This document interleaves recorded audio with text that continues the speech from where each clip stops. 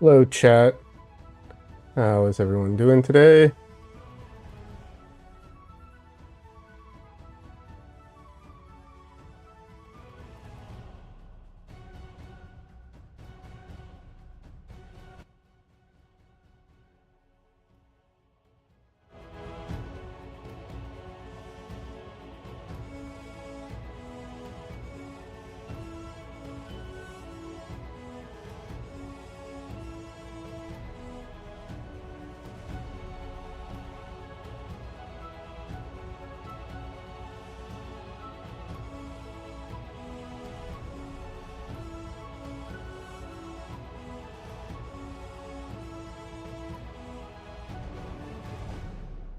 Hi, Des.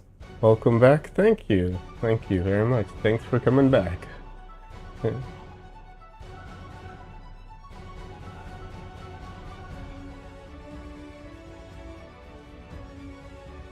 All right. The microphone seems to be working. I think the music is also working. It's a little hard to tell because I have it playing in multiple spots in my headphones, so it's a little distracting. If I sound not the same, it's because I am still super congested and messed up. But that's the way it's going to be for a while. Right,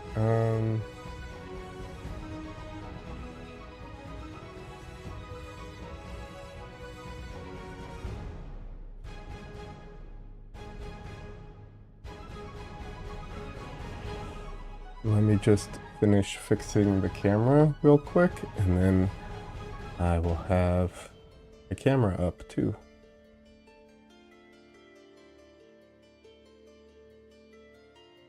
The music will not stay the whole stream. It's a thing I'm just going to do it for the opening. I'm just trying it out. It's a pack of music that I bought a long time ago that I have the royalties to, or it's royalty free or whatever, because I bought it, so I thought I'd use it a little bit.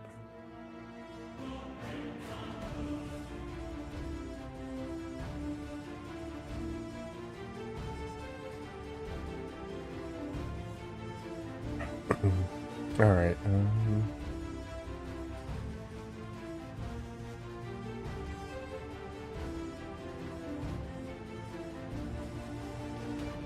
Okay.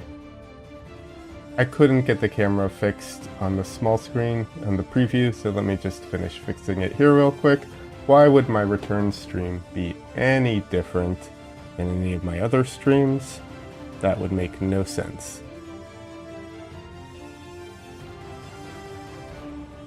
Consistency, right?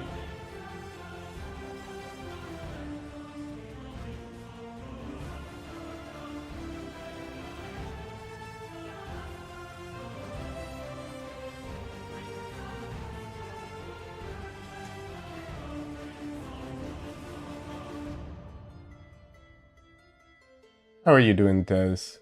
How have you been?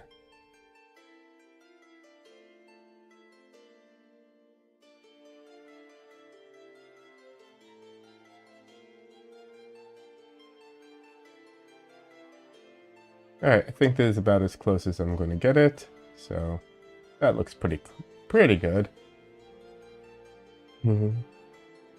Alright, let's turn the music off. It was fun while it lasted.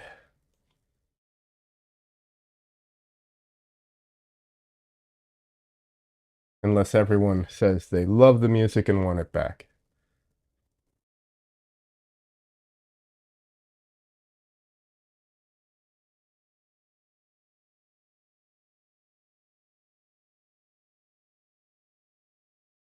Des says, doing okay, have to paint tonight. I've fallen behind a bit, so I'm making food and doing everything I need to before settling for a few hours to paint. Oh, that's great.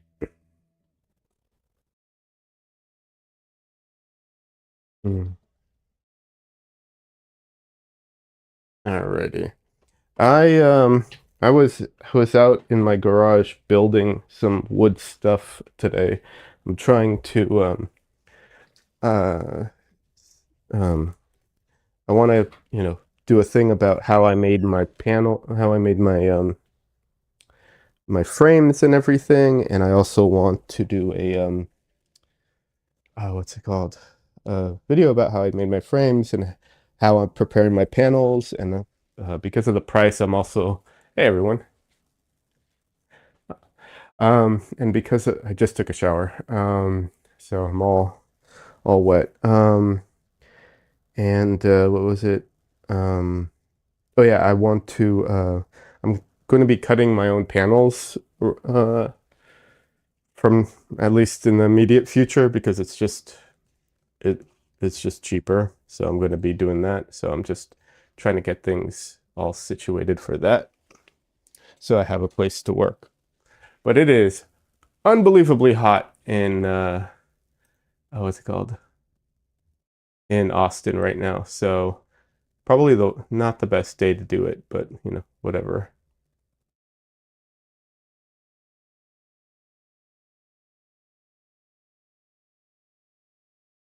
No, that's the wrong one.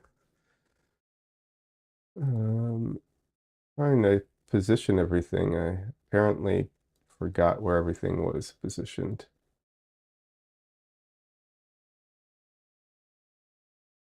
There we go. So yeah.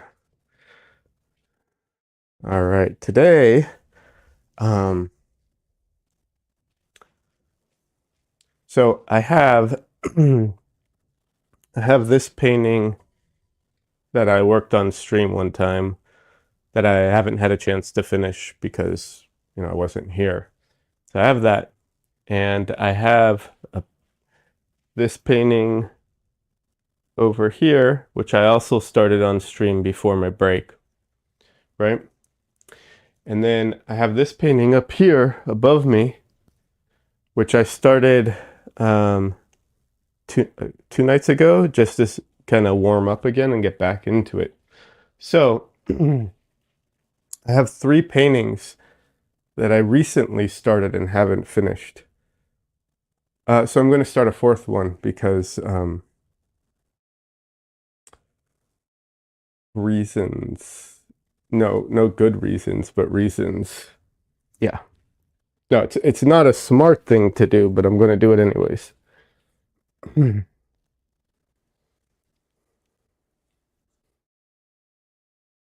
I, that old ADHD kicking in, absolutely. That was the problem today too. I started hyper focusing on the woodworking stuff I was doing, just like locked in, trying to get things done. I'm just trying to build some basic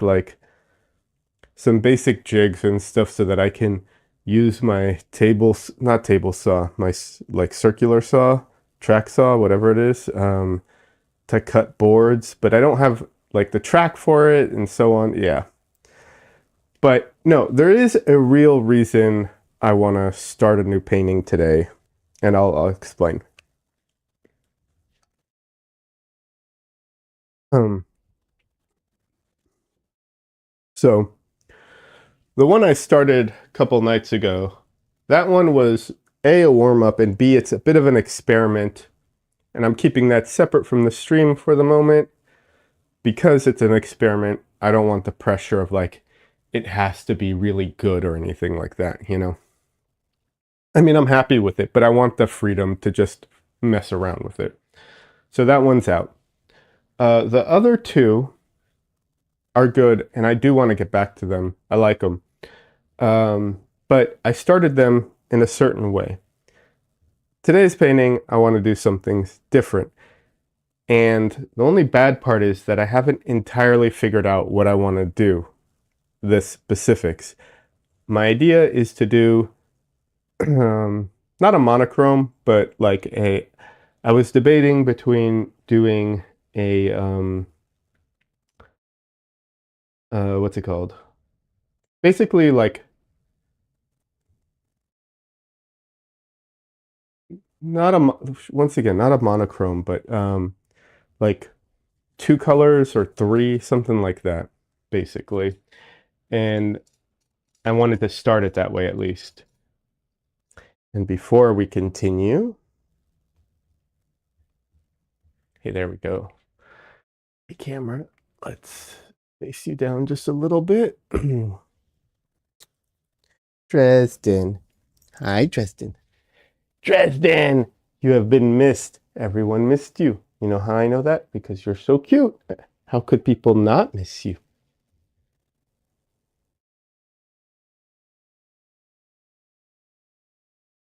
He's so cute.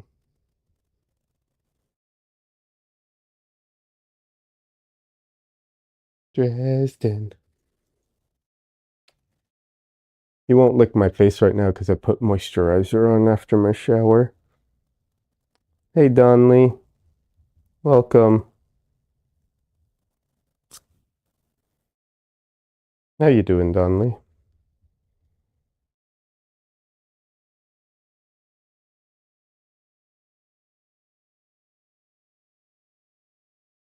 Dresden, don't go yet. Everyone wants to see you. They like your little beans. Everyone likes cat beans.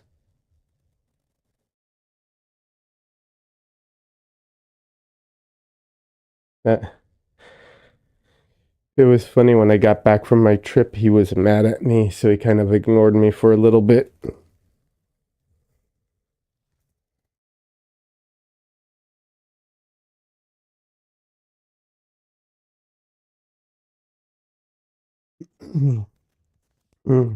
Sorry, I'm gonna try and keep the like coughs and stuff to a limit, but it's unfortunate. I am still congested, and I don't expect to not be congested for quite a while, unfortunately.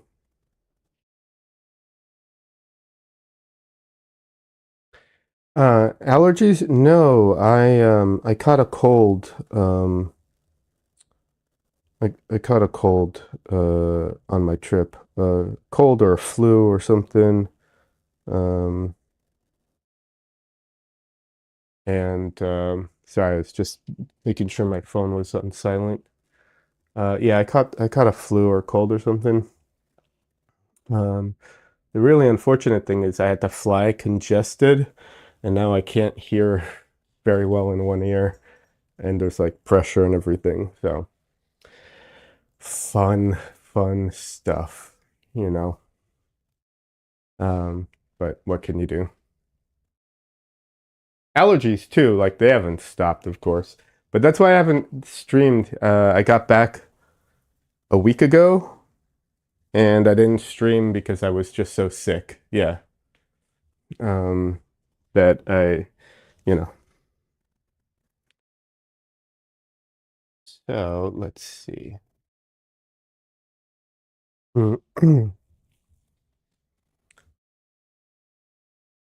Yeah, flying doesn't help with it. No, flying messed up my ear. I couldn't what's it called? I couldn't decompress my ear when we landed.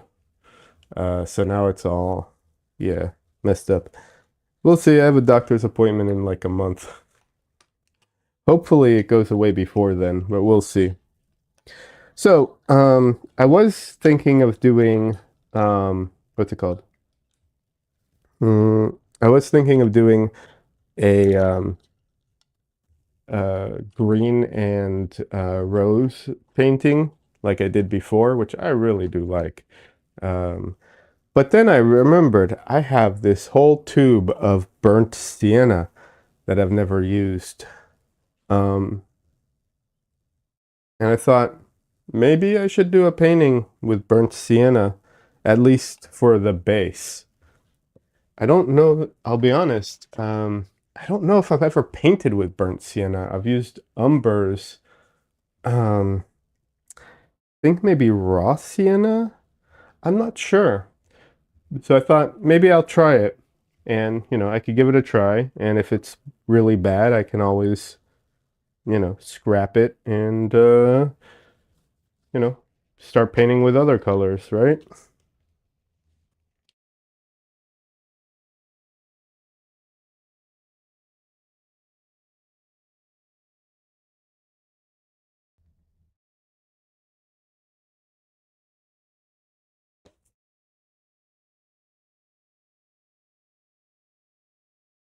You know, I don't know about you, but to me, this is looking a little dark at the moment.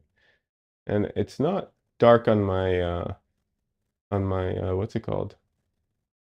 On my camera, but on screen it looks a little dark. This is basically a white panel. Does this look white to you all? Or does it look like a dark, like, white in what's it called? In the shade, because that's what it looks like to me. That might be too much. It is looking dark. Yeah, that's what I thought. All right, this might be a little much though.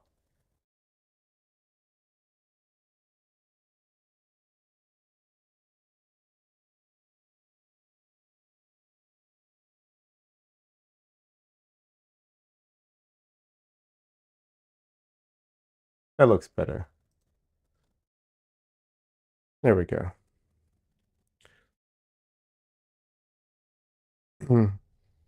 So yeah, so I thought it would be fun to do uh, a burnt sienna painting, and I can add colors as I feel fit. Um, like I said, I've never painted with burnt sienna. I think it's mostly like a reddish color, uh, a brownish red color.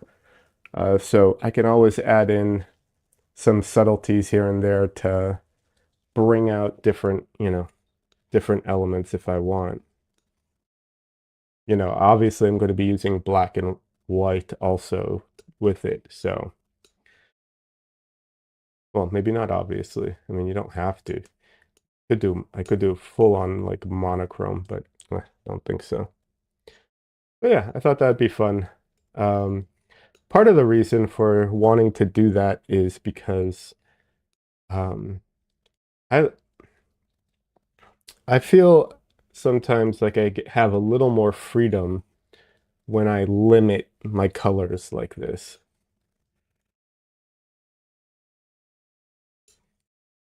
And I think that's fun.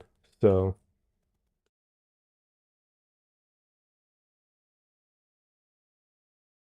and if it ends up being a tragic mistake, no big deal. I can either uh, wipe it off or cover it up, one or the other.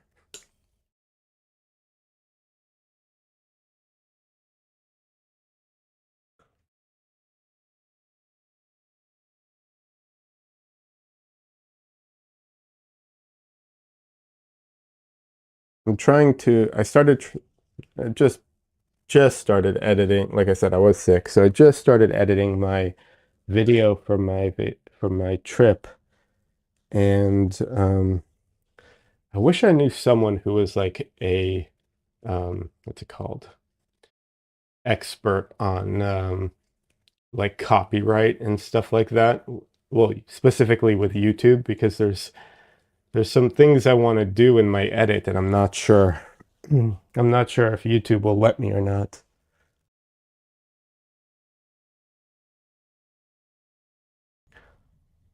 Donley says burnt sienna is nice and versatile.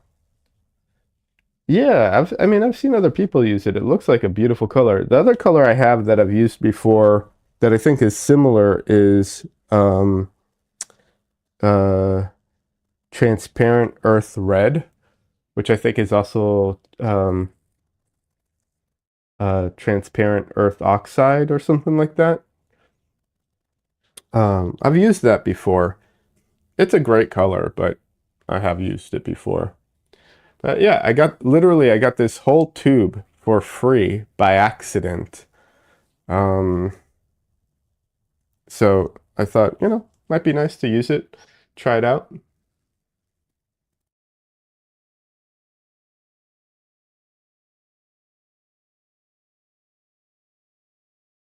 If you're wondering how'd I get it free paint, they literally sent it to me by accident. And I told them, and they're like, okay, well, enjoy. Cool. I'm not going to say no.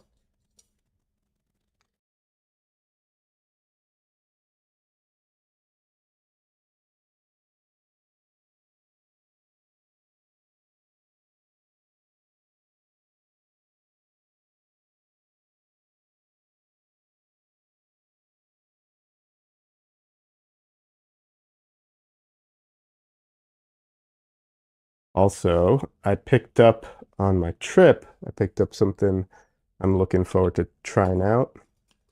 Show you guys. Um,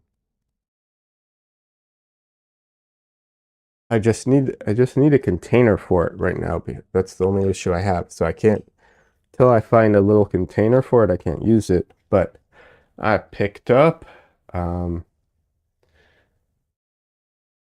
Michael Harding's Miracle Medium to try out. So we'll see how that is. If it stands up to the name or not, you know? Don Lee says, tell them if they want to send me free paint too. I'm good with that. You know, I mean, they, to be fair, they messed up my order pretty bad, and had to send me more stuff because like they didn't send me some of the stuff I'd ordered. So, you know, whatever. I mean, it wasn't a big deal. Like I wasn't going to complain or anything. Well, okay, let me rephrase that. I wasn't going to complain in the sense of like it was an issue. I just wanted them to send me what I'd ordered and paid for. But yeah, it was nice. It was nice of them to just be like, okay, well, you can enjoy the free paint then.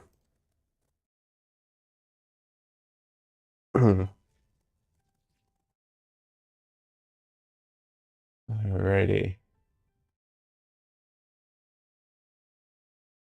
Well, usually at this stage, I go in and like I cover everything a lot, but because I don't know how this paint looks or functions, I'm just gonna start with some sketching just to see, you know, just to get an idea.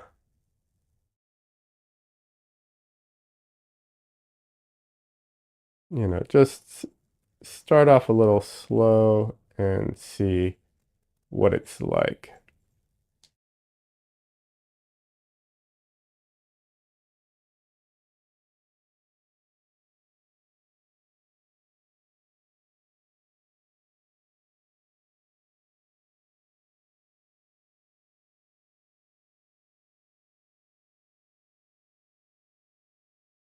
Hey, Dresden, you're back? Can't figure out what you want to do?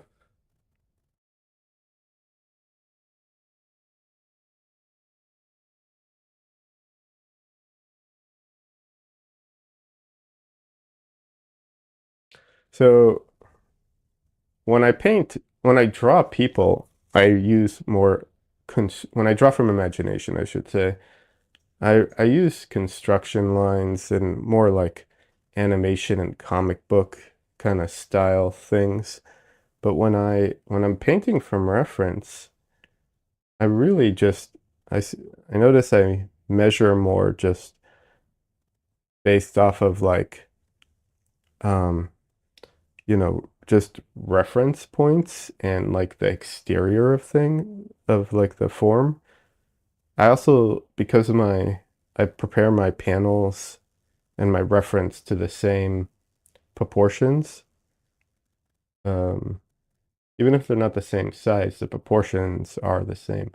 I can use, not only can I use my center lines, I can use my edges and everything as well to measure.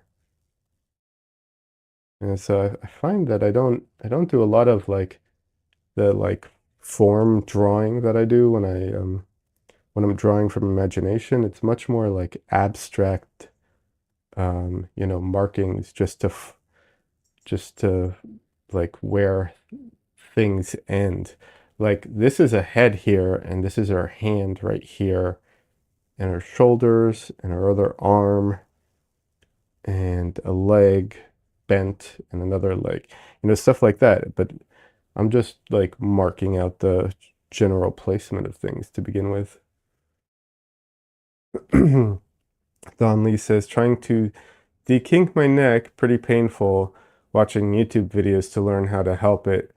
So I'll be lurking. Ah, good luck with that, Don Lee. That is, I'm very familiar with the pain. It is rough. Be gentle, take, you know, slow and easy kind of thing. Um, yeah, good luck with that, man.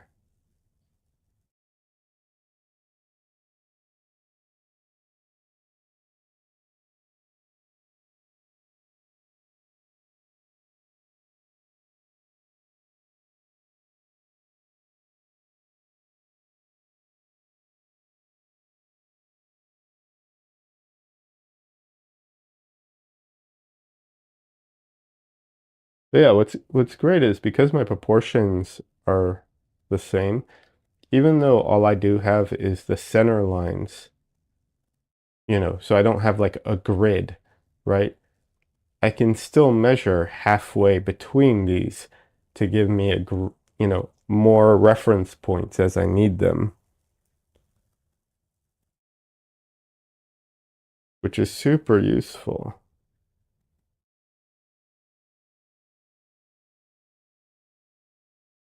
So that is one thing I will say. If you paint from reference, definitely make sure that your proportions, the proportions of your reference and the proportions of your uh, painting surface are the same. It's so helpful.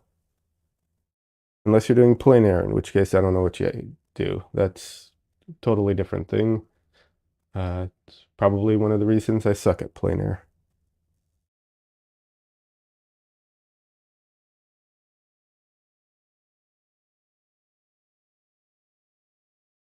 I will say this is really a pretty color. I do like it.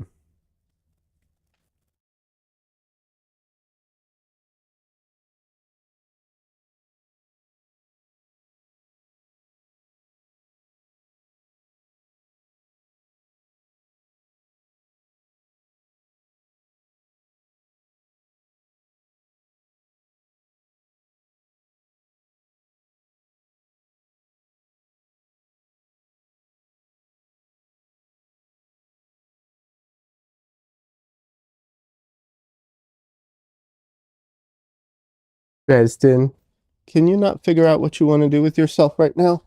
Oh, meow.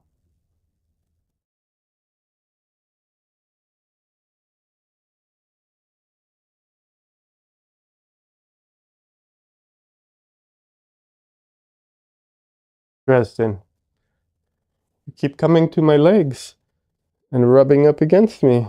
I know you want attention right now, but I can't give you unlimited attention right now.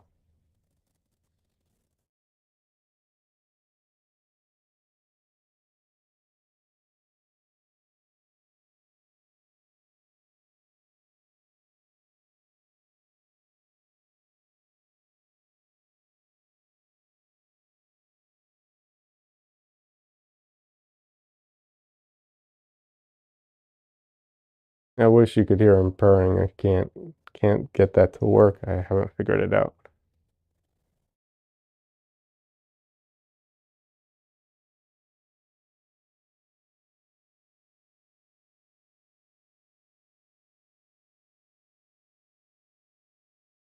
Yeah, Dresden has notes about the painting.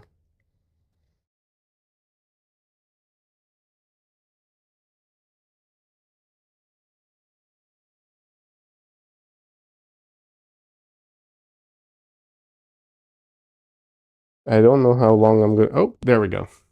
Okay. I was wondering how long I was just going to stand there.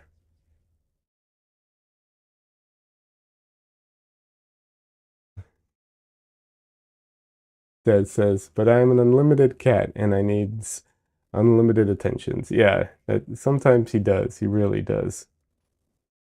He's so cute and I love him so much, but ooh, sometimes he just needs more attention than I have to give. It's really it can be really difficult sometimes. I do my best, but like also cats are really dumb. Um, like they want attention and want to play, but then they just sit there watching. So that also happens a lot. Not just Dresden, all my cats, they're all dumb like that.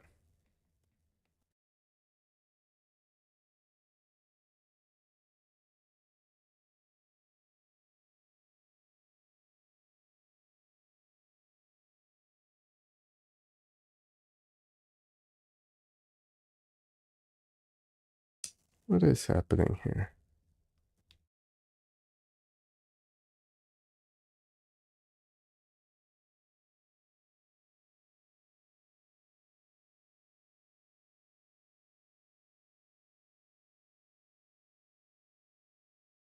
Sorry, I'm trying to mute myself so that I don't like blow my nose in the microphone, but my little thing isn't working.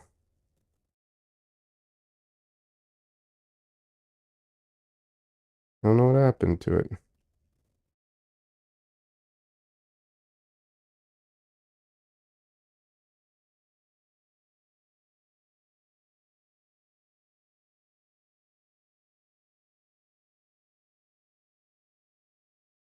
Did I mess it up somehow? What's going on?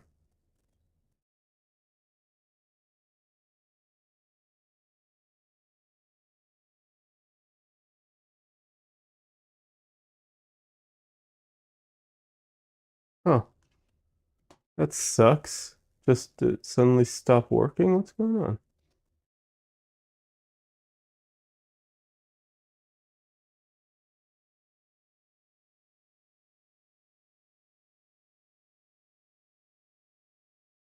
Okay, so yeah, it just stopped working. That's great.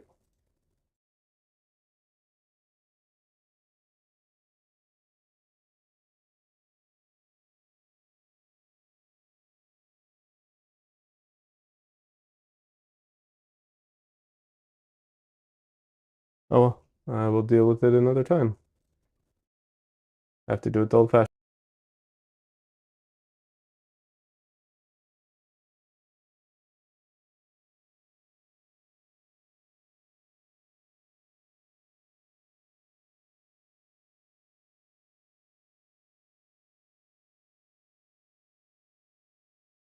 I had a button keyboard shortcut, set to it so I could like mute myself quickly if I need to, but no, I can't use it for some reason.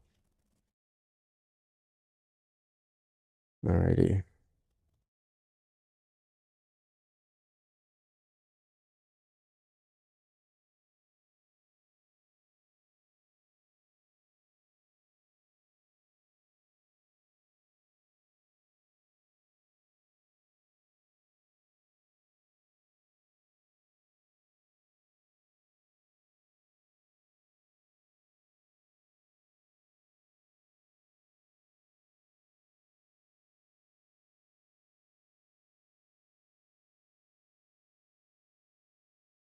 And this is a pretty color. I'm not sure, uh, or I'm pretty sure I'm not going to want the whole painting to be this color though. So I definitely will be adding some, you know, color variation to it. I know some people do the rub out technique. Um, Not really. It's a great technique and it's beautiful. I'm not sure I enjoy the experience of working that way, or rather, in the past I have not, so I probably won't really do that, but we'll see. Does produce pretty colors.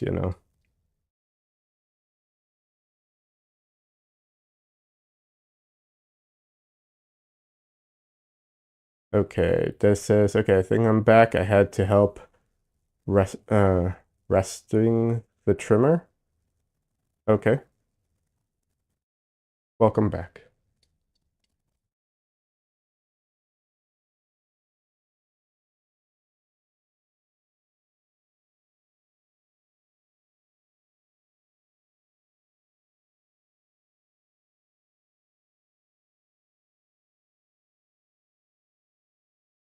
But yeah, if you want like really luminous colors using transparent colors and using the transparency and rubbing out parts of it can produce really, really good results.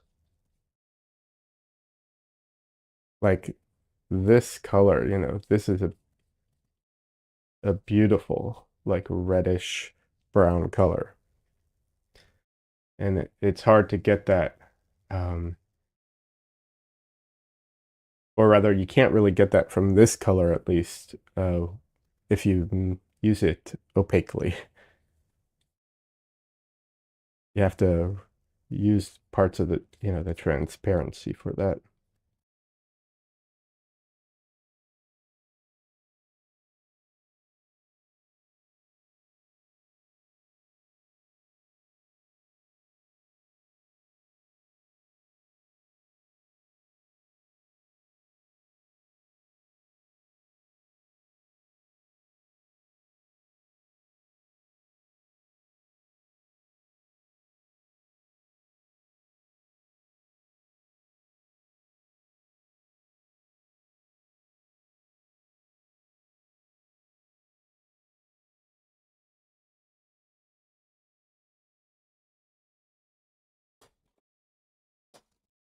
I'm going to use a tiny, tiny bit of Gamsol just to get the color flowing a little more.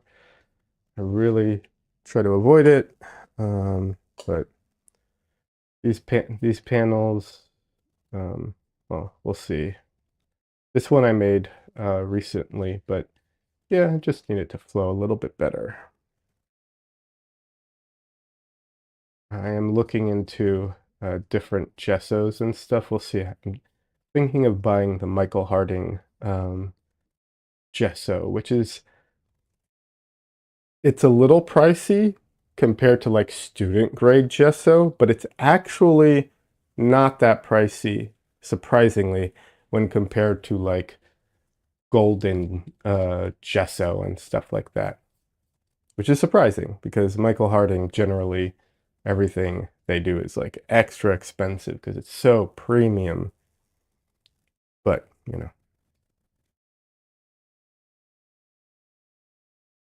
I haven't used their colors. They look nice, but I haven't used them. But the gesso isn't horribly priced.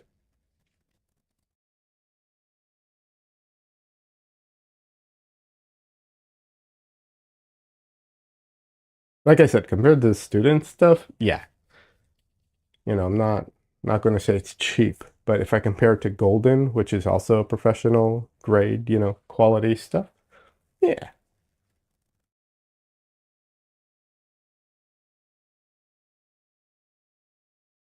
Yeah, I do think the transparency of this color is one of the allures of it for sure, because like that's just a pretty color, the orangey red that it produces.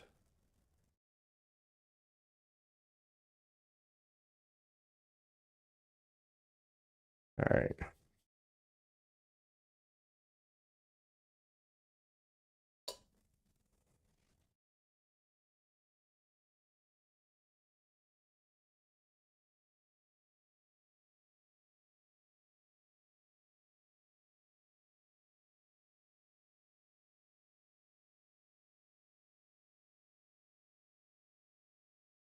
I realize I'm losing a lot of the definition here, but that's okay.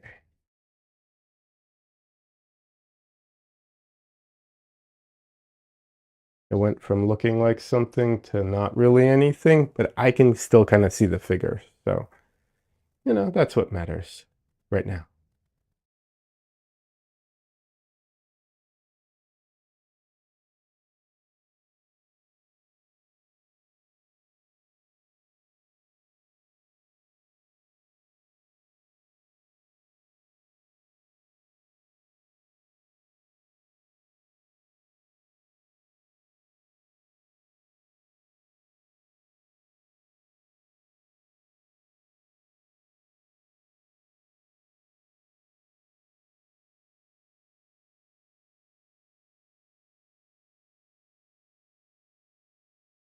All right, let's add add some black in here because I need it to go darker. And I am not afraid of black as a color. I don't think artists should steer away from it. I understand why a lot of times in the beginning it's worth keeping a distance from it as you're learning, but at some point, yeah, nothing wrong with using black. long as you know what it's doing. Because right now it is darkening things, but it's also like desaturating and really robbing the color of its, you know, of its, well, saturation, really. That's okay because I want that for certain areas.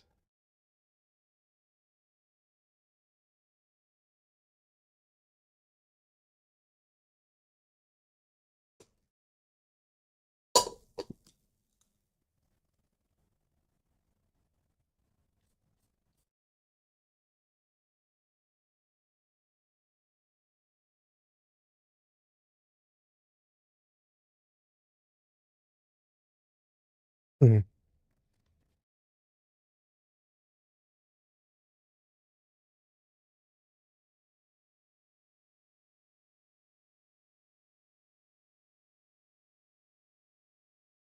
A lot of times you can, one of the things I like to do is I do like to use saturation instead of,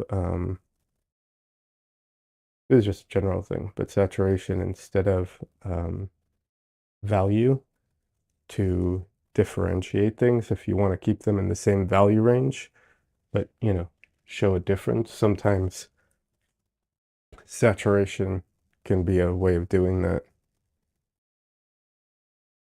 That's what I like to do with reflected lights. Like if part of the face is in shadow, but there's like a reflected light, but you want to keep it, at the value of the shadows, I just pump up the saturation a lot. Yeah, I like this color. It's very pretty. I don't like the limit, like the lower limit of it. Not a fan of how like not dark it gets. We'll put it that way.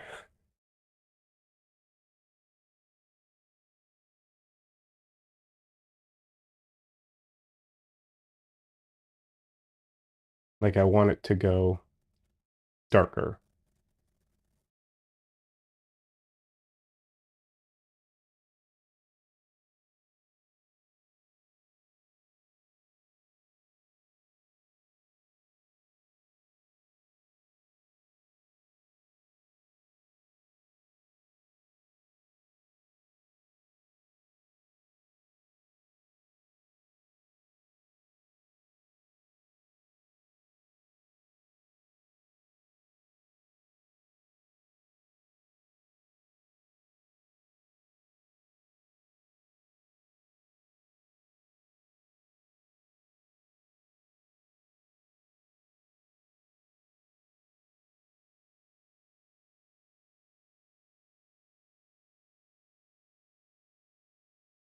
I added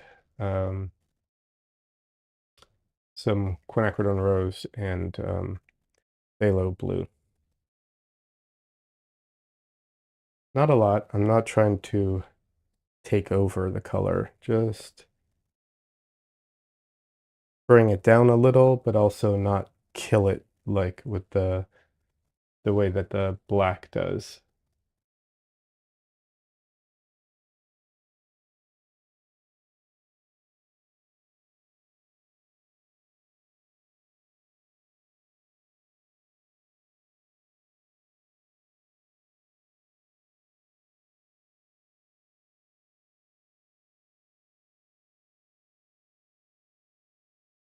I should probably try adding white to it and see what happens because I suspect white's going to really kill this color too. Well, titanium white at least. I don't know what other whites would do to it. I use titanium. Okay, I fucked up the head. All right, let's just do that for the head for now.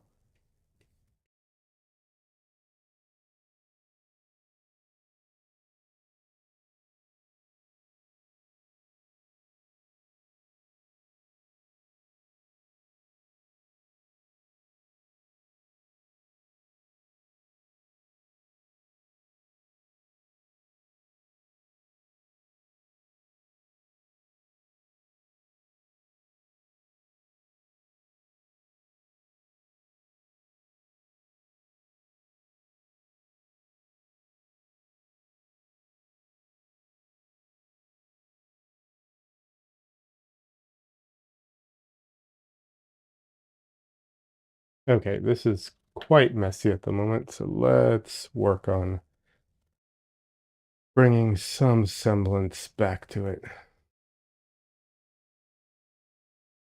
Some structure, right? I think it needs structure right now.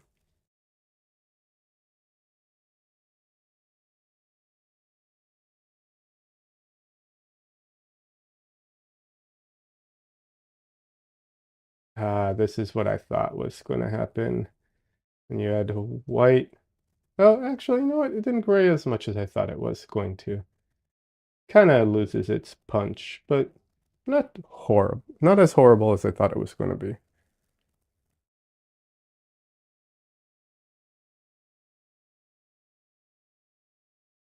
But yeah, you see, this is where to compare it, like, I put this color down,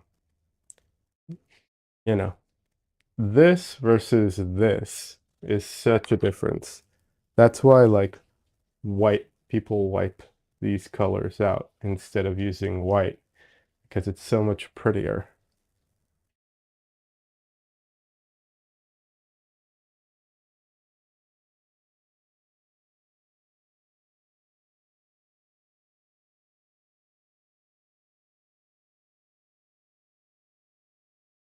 Yeah. Alrighty. Well, that was a bit of a bust, unfortunately.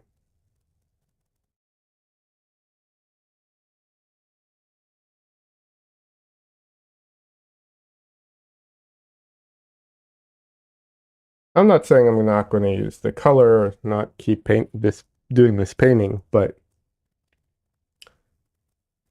you know, it's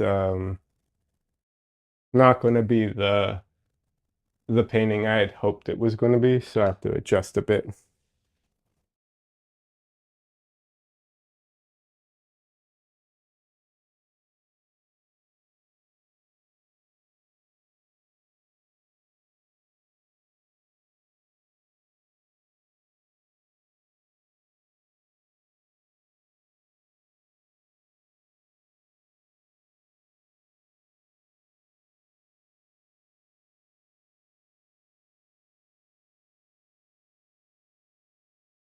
Let's take a second and think.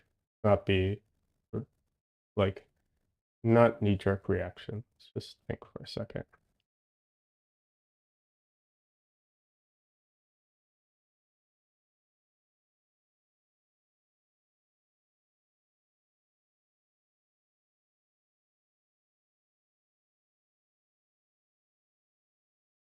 I think I got it.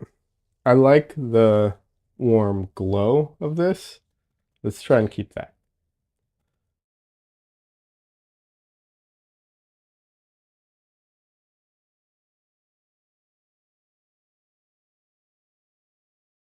So let's try and keep warm glow in mind and do it that way.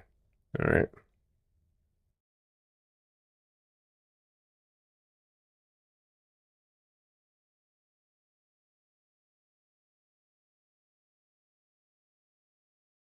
If the white kills the orange a bit, let's bring some of that yellow back in. Very close. The sienna with the yellow and white, very close to the rubbed out color. There we go. Not perfect, but you know, it's close.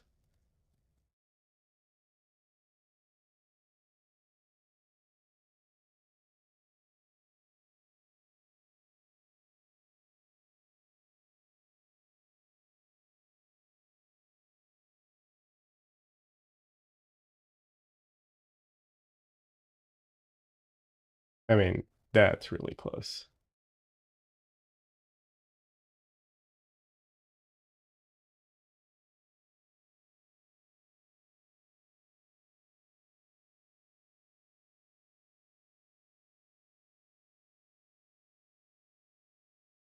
Brush is a little dirty, so I am picking up some like black and blue colors a little bit, but whatever.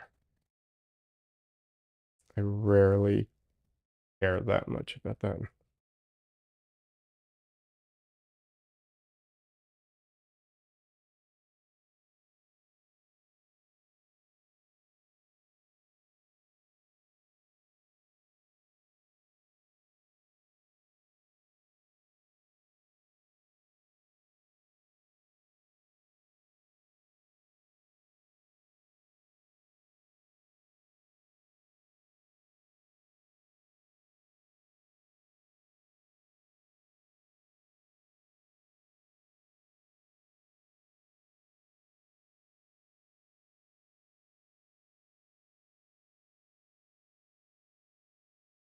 But yeah, if you you know, there's a ton of potential in uh transparent colors and the different ways of using them. I just I won't say that I don't use any transparencies in my process because I do, but for the most part, a lot of the techniques that are required to really get the benefit of them, I don't really like doing very much, so I avoid it.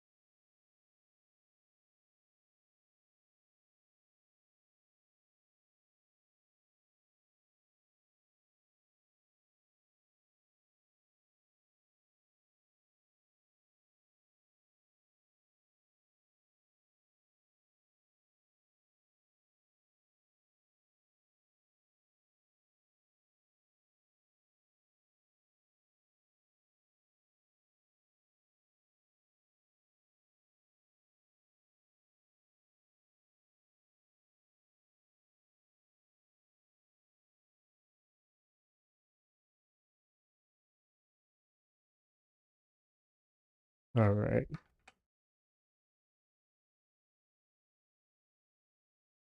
Okay, I feel like the figure is starting to show up. And before I start drawing in different features and everything, I feel like it's a good time to check proportions and everything. I am dropping frames apparently. Um, how is the stream looking?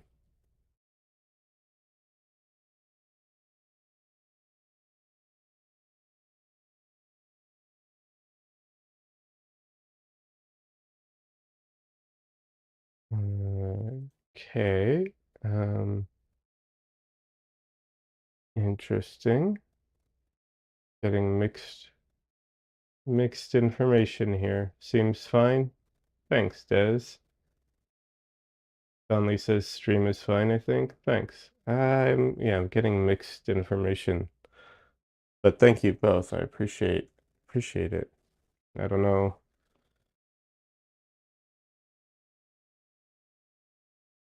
Okay, it was only a couple frames, I guess, because it was dropped 0.2% frames.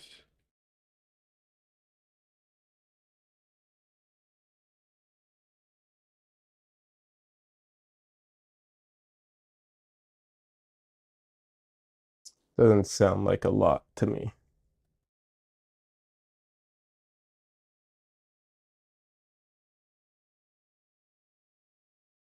Donley says dropped frames usually aren't as big a deal in art streams, in my opinion. Yeah, that's for sure.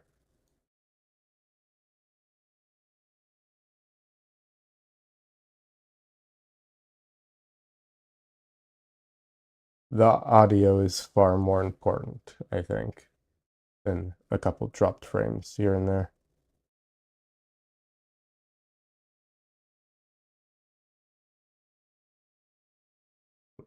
Like I could even half the time I could stream in like 15 uh 15 frames per second and I don't think it would make a difference, 90% of the time.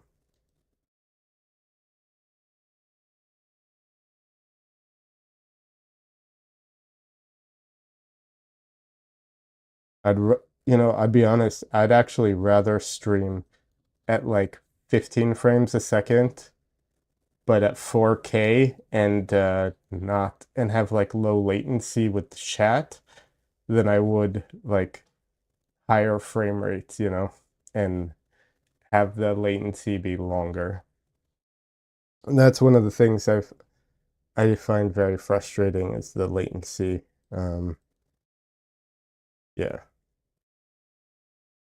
It's good right now, but that's because I lowered my stream quality to 1080p.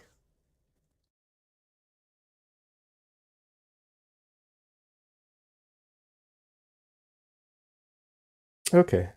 Some of my proportions are off, but not a big deal.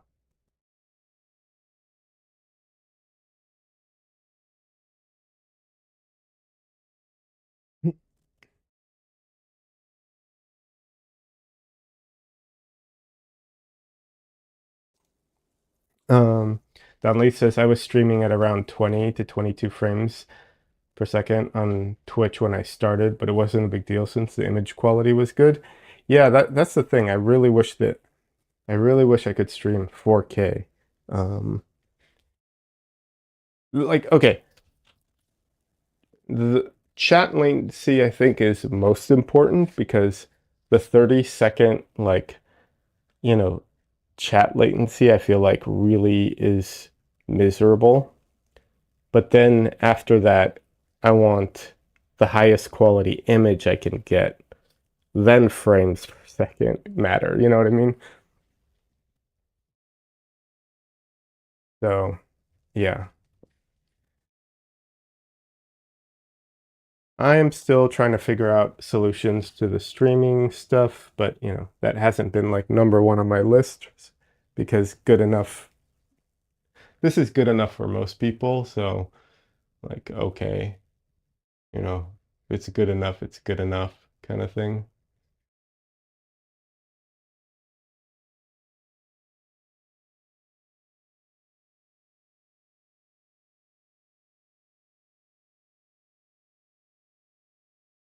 But ideally, it'd be better quality.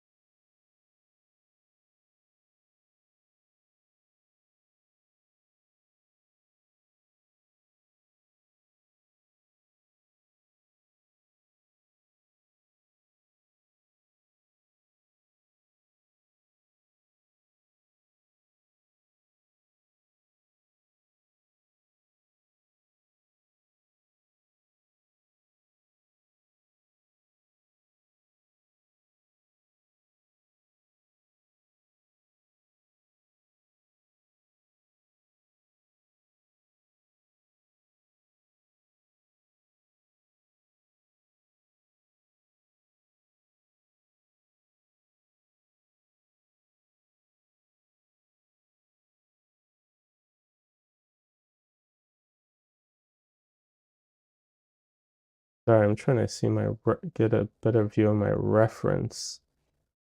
And yeah, there we go.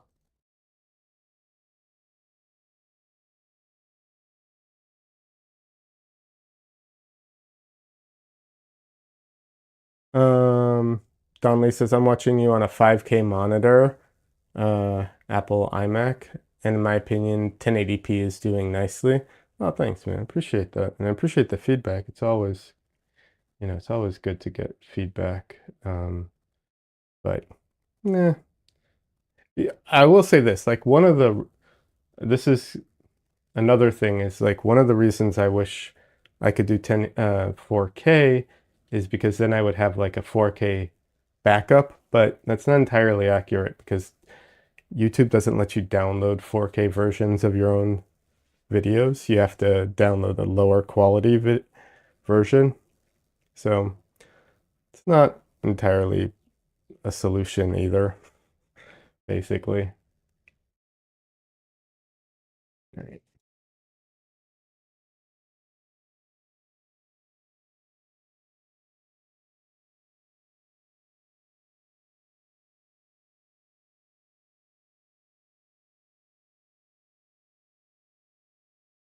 But yeah, I know 1080p is fine for most people, and I know that half the time people aren't even like really watching the entire time.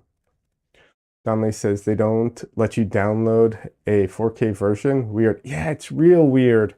I don't understand why they do it. And if you want to download videos, like, there used to be like plugins and stuff that let you download videos, and there still are, but they they limit like the quality that you can download. So like unless you pay for it. So like if you want to like capture a stream, like if you want to download a YouTube video at 4K, um that is like a 4K YouTube video, uh I th as far as I know, you have to use like special plugins, and most of those cap you at like 1080p or sometimes lower unless you pay for it. Unless you, yeah. And don't get me wrong, it might be worth paying at some point, but no, not right now.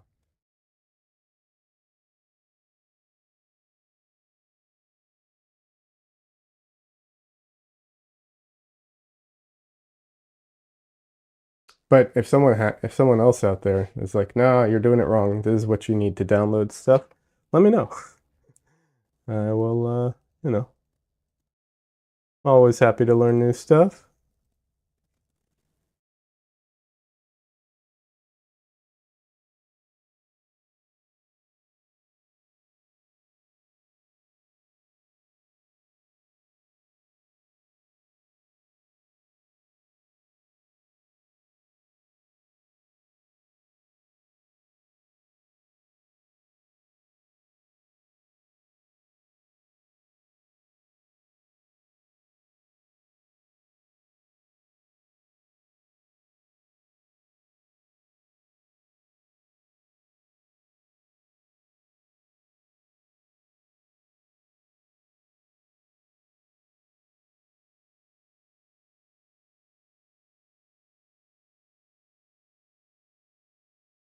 Yeah, one of the main reasons I wanted to do kind of a monochrome painting, and clearly I abandoned that real fast.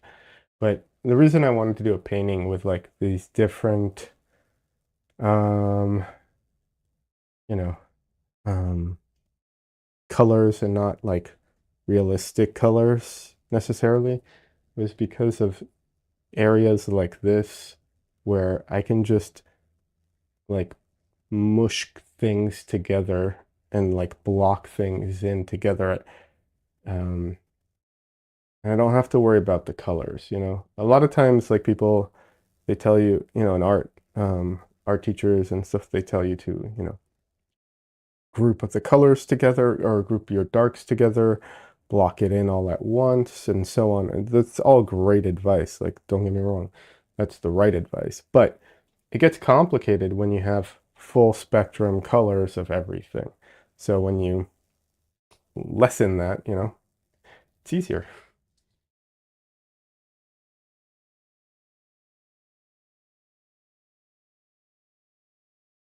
Also, I feel like you can get, um, there's a lot of, I feel like you can get a lot of different types of feeling and emotion out of like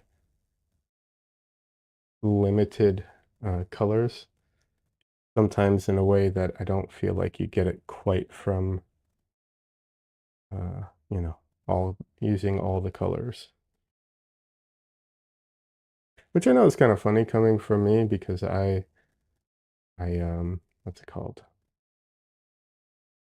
My goal was to make a limited palette that has the broadest range possible.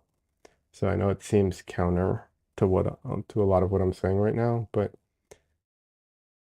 the thing with my palette is more that I want the options, not necessarily that I want the to do it that way all the time. Just, I don't want to feel limited by my palette. And every palette is limiting. There's even the most unlimited palette in the world, A is limited, and B, you are then the limitation becomes the the added requirements that it demands. Dunley says, got to go back to lurking. Please continue arting. Yeah, no worries, Dunley. Sorry, I read that earlier and I didn't acknowledge it, but yeah, no worries.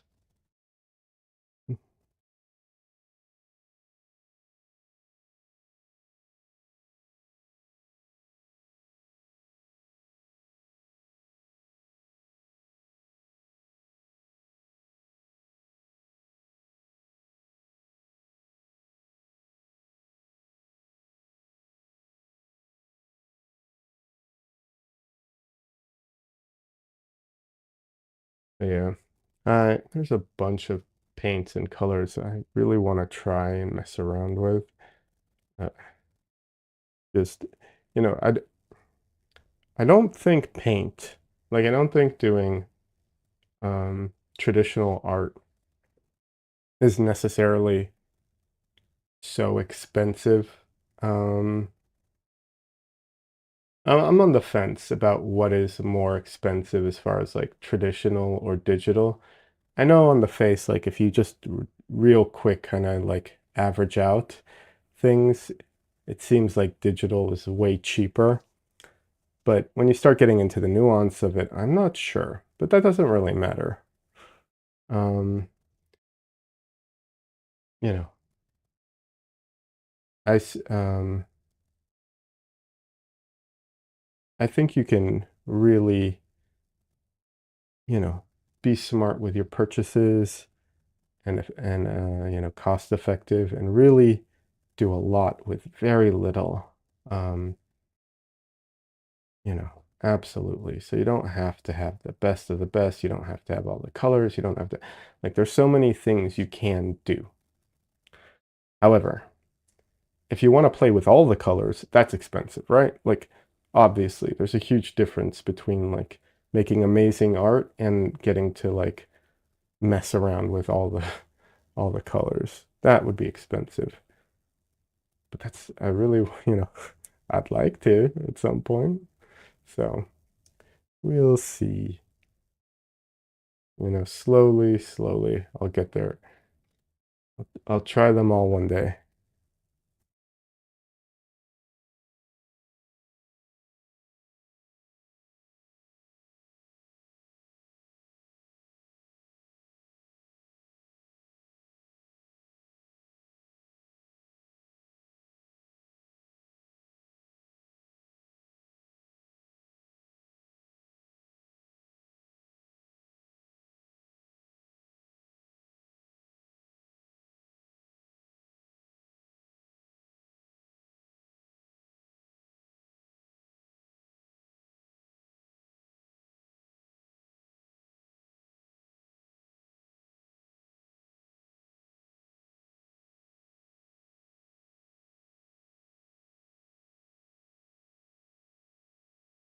I did get a few sample tubes of paint, and they're like tiny little, um, which is cool. One, I was a little disappointed because I thought they all were, um, I got just a couple of them, but I thought they all were cerulean blue, which, and I mean real cerulean blue, not cerulean blue hue.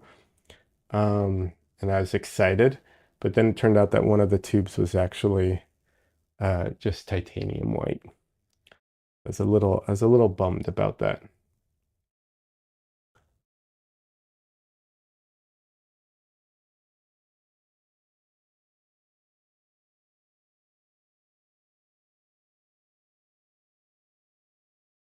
because a tiny little tube of titanium white, don't I don't feel like I really need that. But, you know, whatever. Plus I get to see or try out this, it's, I'm not mistaken, it's Williamsburg. And so I get to test their titanium white, I guess. But yeah, oh well.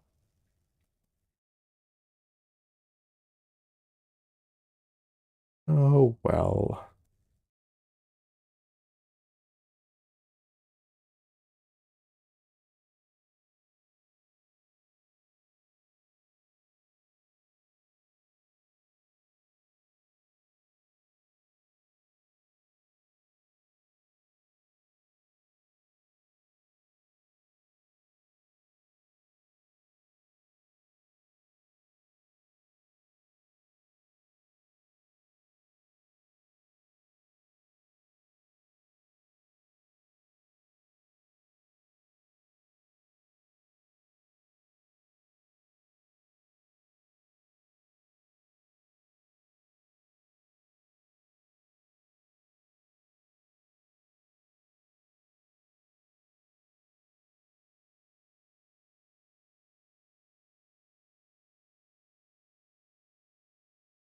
What was I gonna say? Oh, when I was thinking of doing the different colors, like which color, like to do a monochrome or like a combination of just a couple colors or whatever, I was really torn because, um, you know, I've done a lot of those before, and so I was torn as to like, do I want to do the same thing again? Do I want to do something different? Like, what should I be doing? Not that there's anything wrong with doing something you've done before, like obviously. Um, I just I do like doing new things as well, which probably is the ADHD, honestly. But I also find benefit to it. Like I do learn a lot about different colors and um, stuff like that. So I do find it beneficial in more than just the novelty aspect of it.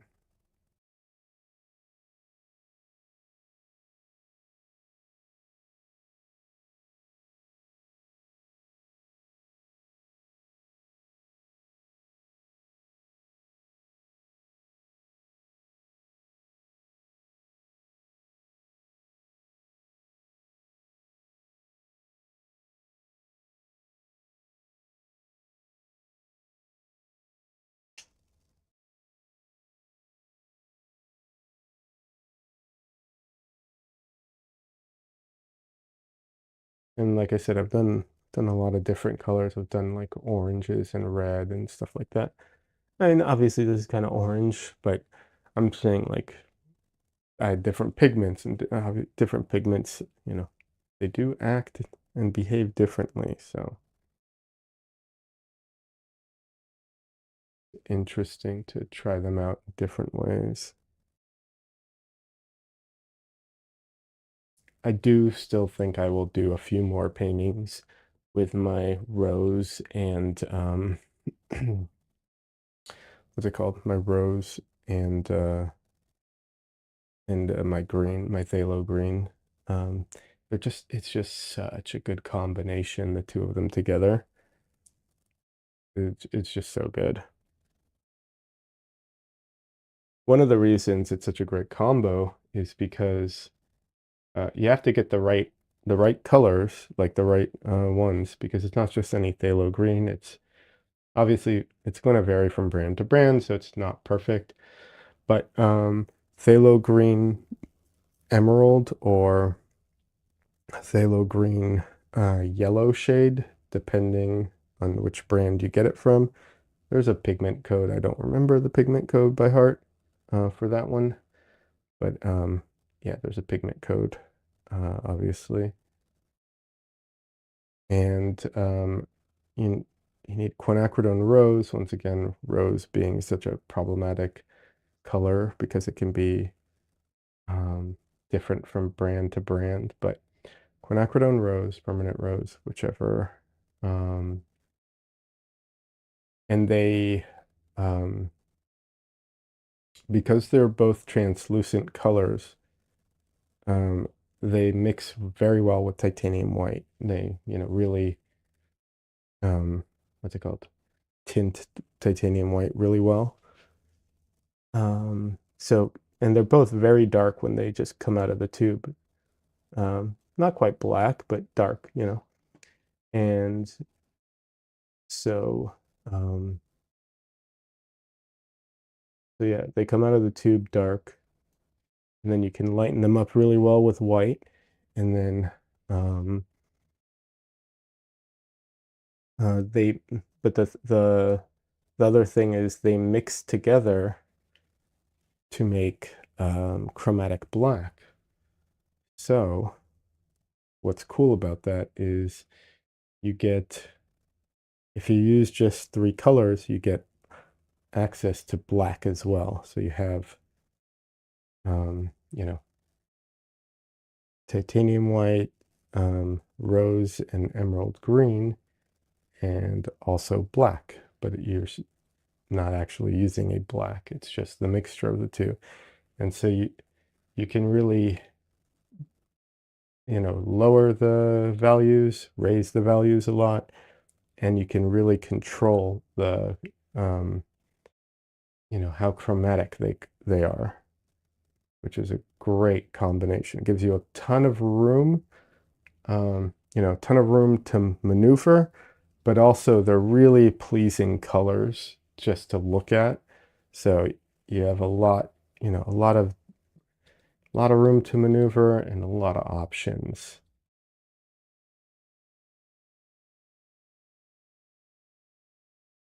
So I definitely, definitely plan on doing more with those colors.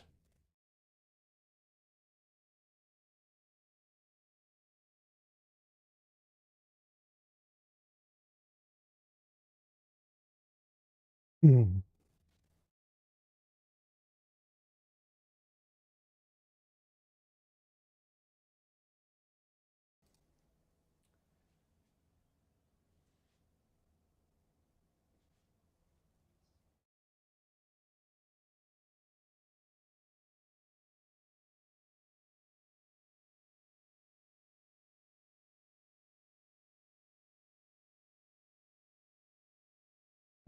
But yeah, I mean, there's a ton of pretty, beautiful colors out there. So it's not exactly a limitation in that regard. Um, yeah, there's an artist I like. I can't remember their name right now, but they've done their underpaintings. I forget what color they use. It might be burnt sienna or raw sienna, or transparent earth or something. I don't know. It's a reddish color, but oh, it's so pretty. I've seen some of his paintings, and sometimes I prefer the underpainting just because of how pretty it is. Like it's just that one color. He dilutes it to and rubs it out to get the, the lighter areas. It's so pretty.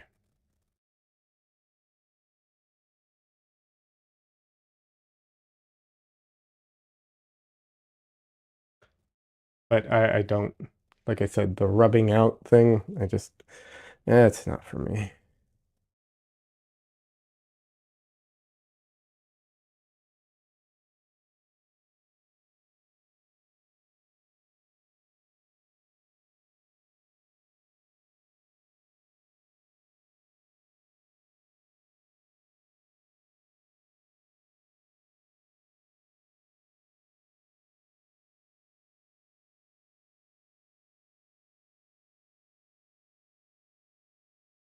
I did like my, what's it called?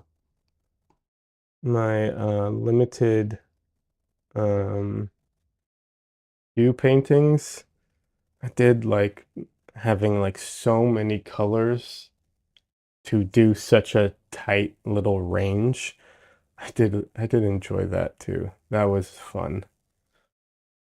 For anyone who isn't familiar, I did a series of paintings um, where I call it limited hue because like the idea was I was limiting the color range on the like, you know, if you think about like on Photoshop, the hue options, I was limiting it very tight. But I was using a way more color, way more pigments to get that really, really tight range. So it gave me a huge, like it was funny because it gave me a lot of play with warm and cool in that range, but still almost looked like a monochrome sometimes. It was really fun. Des says, I try it with acrylics to give my paintings a basic color to paint on, but it never rubs out properly. It just dries too fast. You got to put retarder on it or in it with acrylics. Yeah. And yes, that is the proper name for anyone who's like not used to hearing that word. It is literally, it just slows the drying speed. That's all it does. That's what it's called.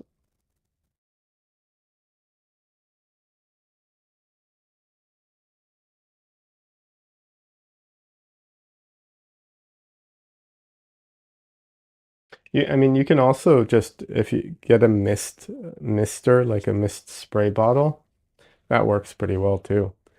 You just have to be on top of it and keep misting it.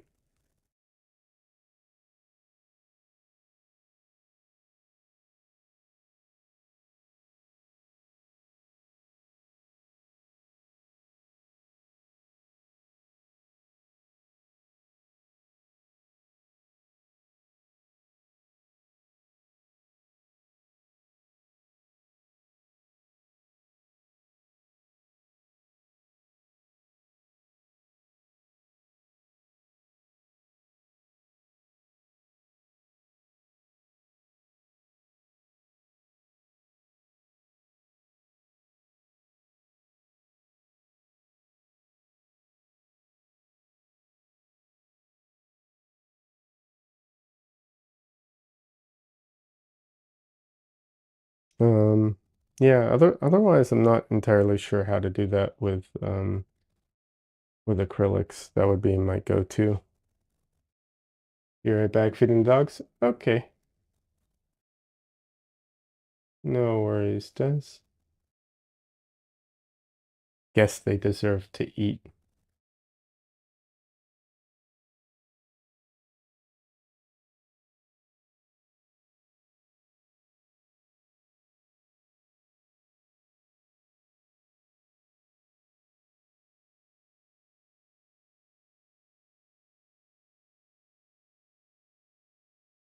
First time chatter. Oh, spam chatter.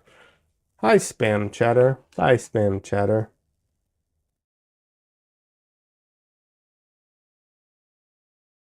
Mm,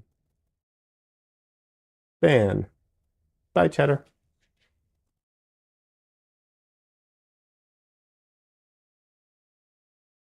I don't know why they even bother with those stupid uh, chats anymore. Like, who sees? I'm really curious. Who sees by viewers in a stream and is like, oh, let me do that from some random person, just showed up. Who who is that working on?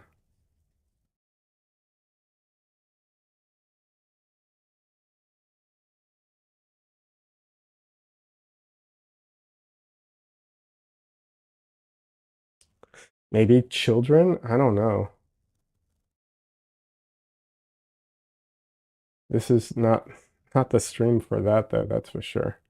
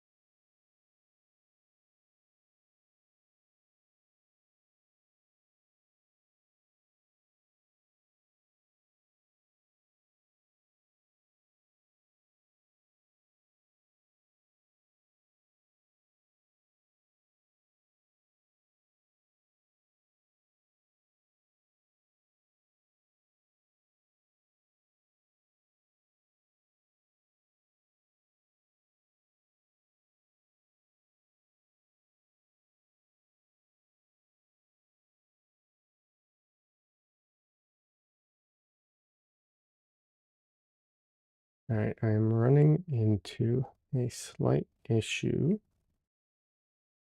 which is the trying to like gauge my ranges of color or values rather. So let's grab some white, tone it down just a little. Clearly not 100% white, but this is bright. And put it down.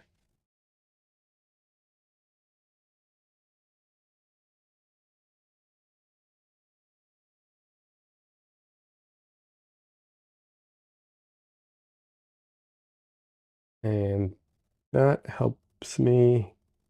That is like my, not my true lightest light. Obviously I can go lighter, but that is my lightest light for the moment.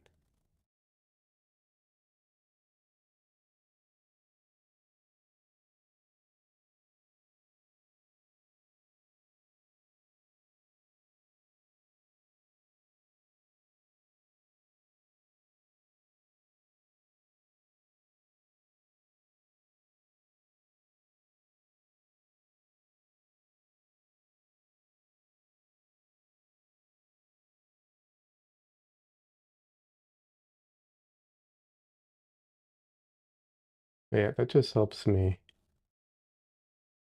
gauge where things are value-wise.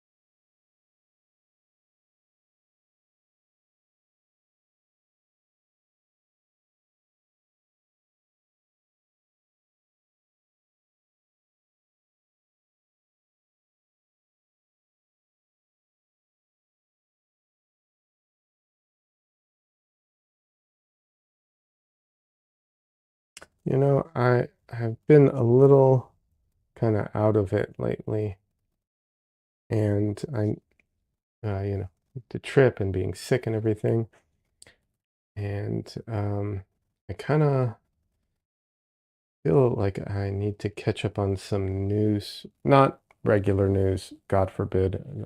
Unfortunately, I catch up on that enough, too much as it is.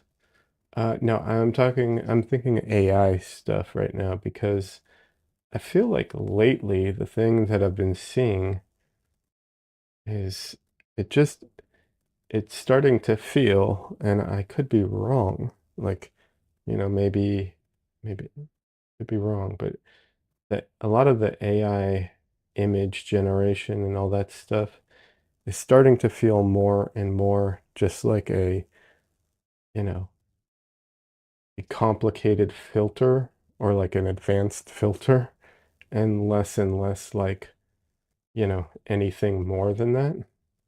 Could be wrong, obviously. I know people are doing like still doing a lot with it. You know, I know there's people using it to like do deep fakes and all that stuff. But, you know, with like aside from the like deep fakes, you know, or whatever it is, I don't know. I need to look into it a bit, see what's been going on.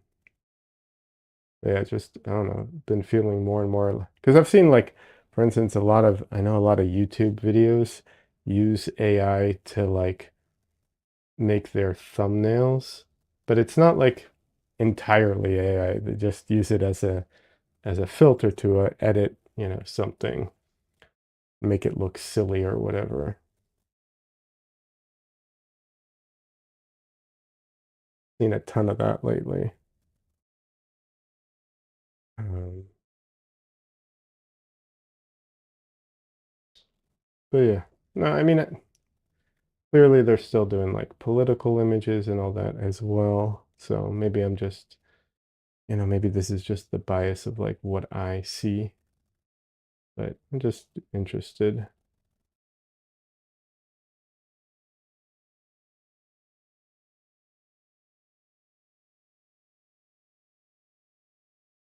Part of the reason I'm a little out of it is I have not been using Twitter at all. I still have my account. I don't want anyone to grab my account and pretend to be me, but I do not use Twitter anymore.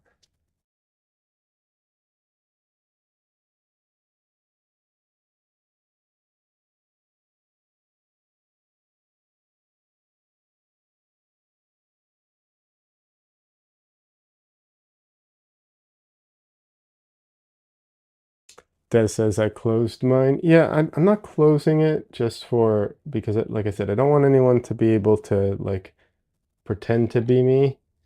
And if I need to contact someone and I only have that, you know, way of doing it, but I'm not active at all. And I still have my Facebook and my other stuff. I'm not like, you know, I don't want to get too political because I try and stay away from that on my stream because it's not the point of my stream.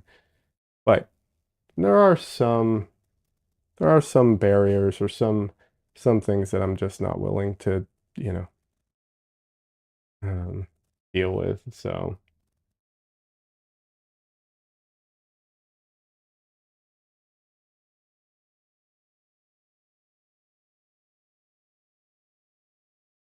every time I went to it, I lost any thought that humans should exist on the planet. Uh, Fair.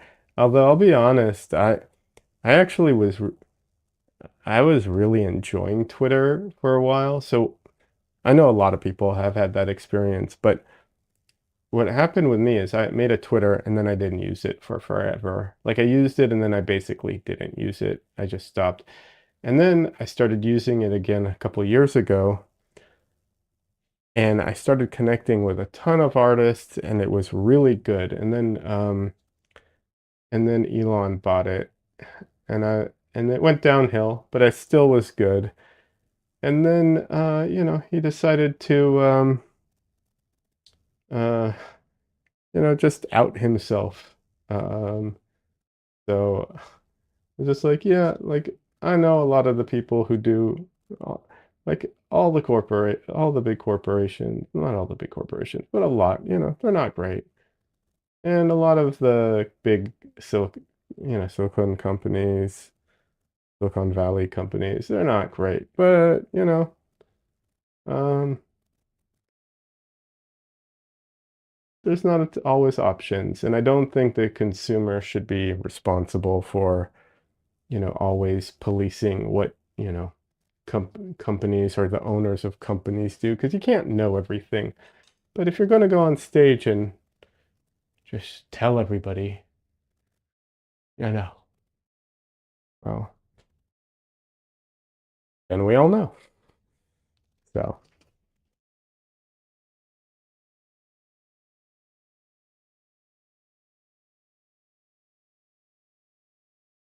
but yeah, I was able to stay away from a lot of the negativity on it by just interacting mostly with artists.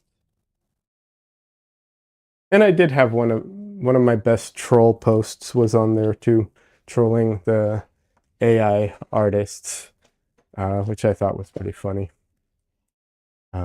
You know, and I mean it was very harmless troll. And also I got to introduce younger artists to Frank Frazetta's art, which was awesome as well. So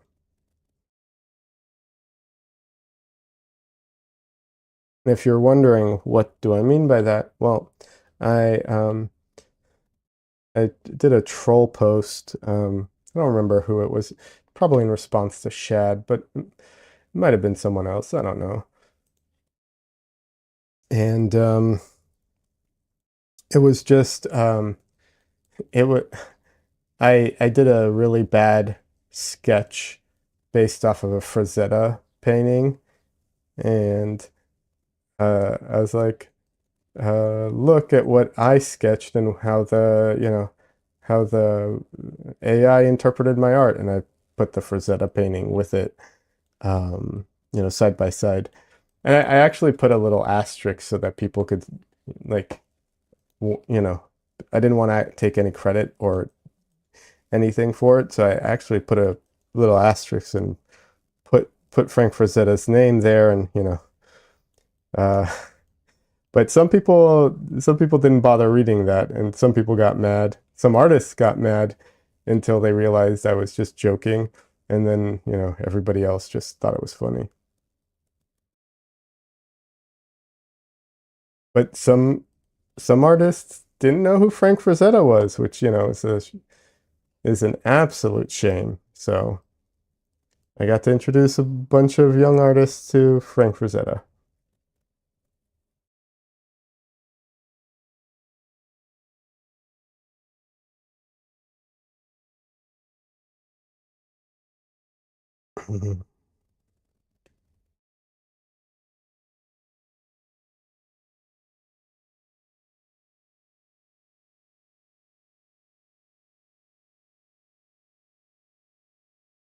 One second, I need to send the message real quick.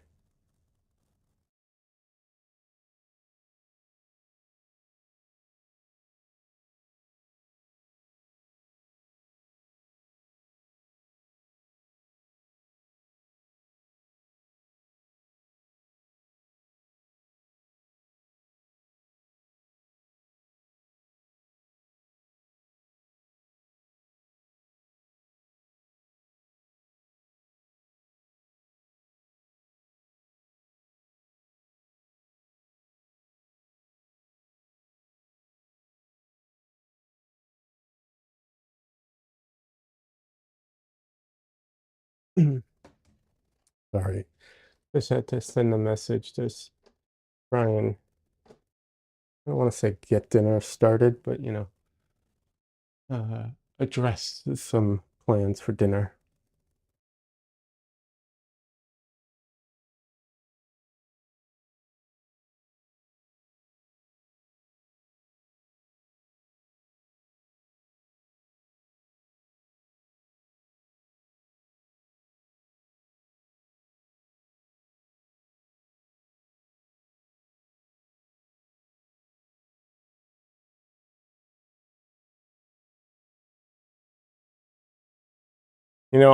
On my screen at least, it's looking a little redder than it is in person. Of course, that's the screen, could be different on your screen, but yeah, to my screen, it's a little redder. Not a big deal, just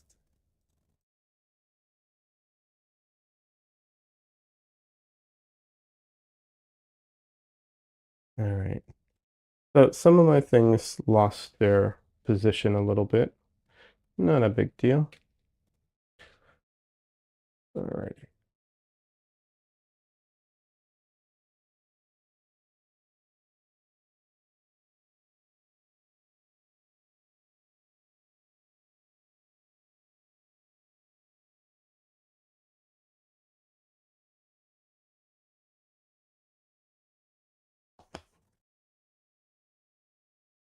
Des, if you're still here, have you ever used Michael Harding's uh, gesso? I'm curious.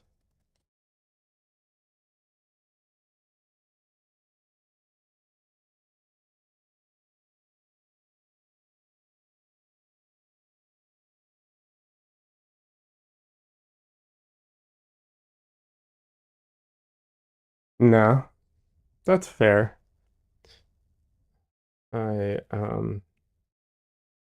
I don't know if you were here when I was talking about it, but it is price-wise, it's not horrible, even though it's Michael Harding, and most Michael Harding stuff is very expensive. It is. It isn't more expensive than Golden, I'd say. I think it's about the same, which I realize like Golden Professional or whatever you want to call it, like Golden, you know, um, isn't cheap. Like I know that there's definitely cheaper um, gessos and mediums out there than Golden, but I consider Golden like quality stuff, but not overpriced stuff, generally speaking. It doesn't seem that way, at least to me. Maybe I'm wrong, but it doesn't seem that way. Um, but yeah, Michael Harding surprisingly isn't that much more expensive. I just don't know if it like makes that much of a difference, kind of thing. I don't like absorbent gesso, so theirs is non-absorbent. So I'm like, oh, maybe it'd be good because as much as I like the plastic ABS panels, and I do, I'm probably going to be painting on wood mostly in the near future because it's cheaper.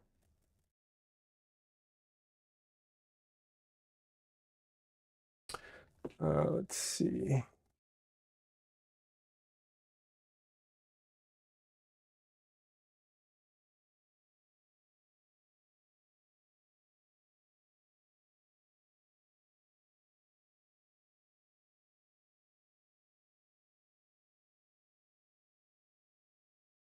Hmm?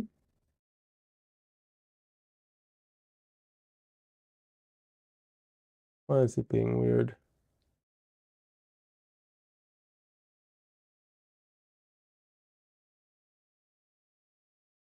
All right. That says I haven't really used gesso. I buy the pre-primed canvases. I bought some clear gesso to use on wood because I wanted to incorporate the wood and grain into my paintings, but I haven't used it yet. Oh, fair enough. I what was I going to say? I've used a variety of things, honestly. I've tried all kinds of stuff. Um, and you know, it it's really kind of just a combination of like it's a balance of convenience and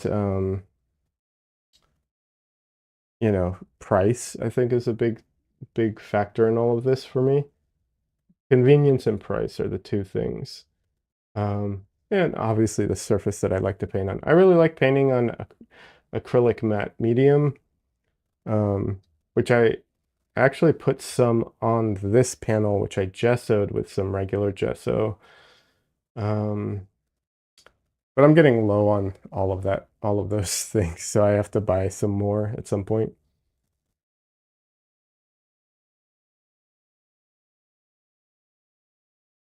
So, like I said, I do love acrylic matte medium. It's great. You can put it on so many things. You can put it on, you can put it on, what's it called? Put it on paper. You can put it on canvases. You can put it on so many things. It's a great um, medium, but I think it's a little, what's the word I'm looking for? I don't know if it's enough for just wood, like plywood, basically. I think I need something a little more robust for that.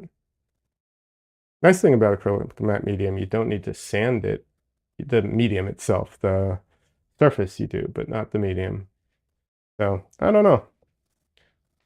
Kind of on the fence of it all. Just trying to find something that's easy. I have used, what's it called?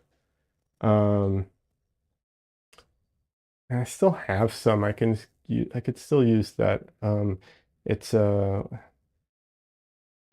it's a oil-based primer with an alkyd in it.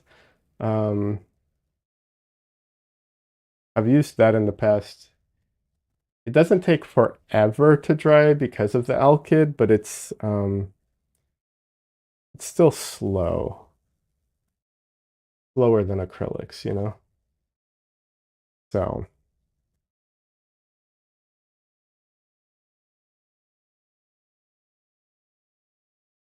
but I still have some, so I might, the more I think about it, it makes sense to use what I have before I go buy some more new stuff. But yeah, I kind of forgot about it, honestly.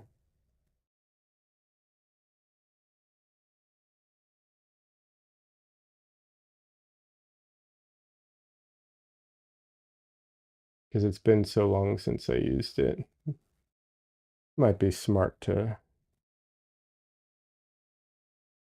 use what I have.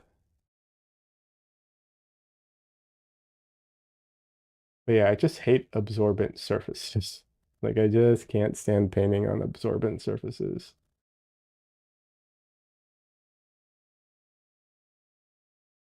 If the surface feels dry, it just kills me.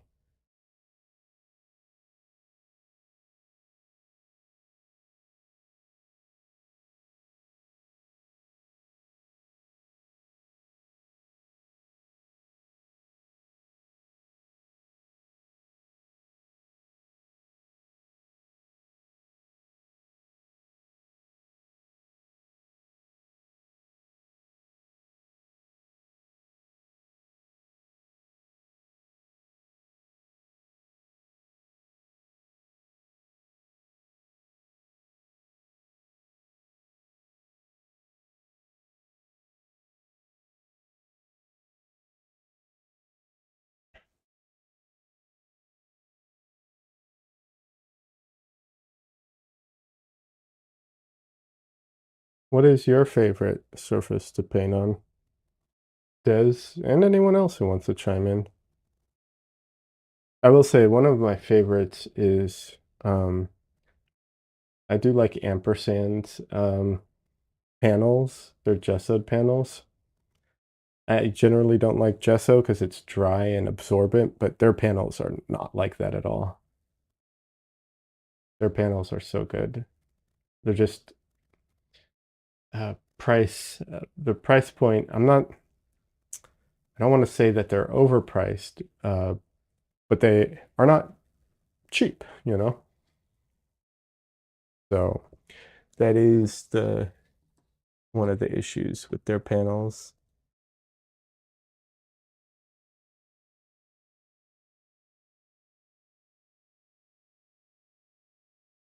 And while I only painted a sample thing, I painted a little sample. It was just a little canvas sample of what's it called?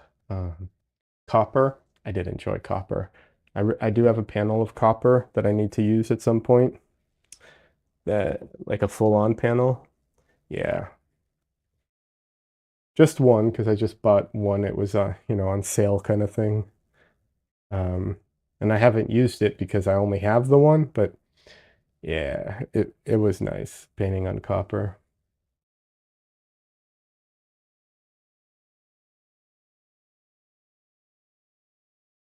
You can't paint uh on copper though. Like if you just bought like a copper, you know, you can't just paint on it. You have to treat it somehow. I don't know how. Like I tried looking into it, um,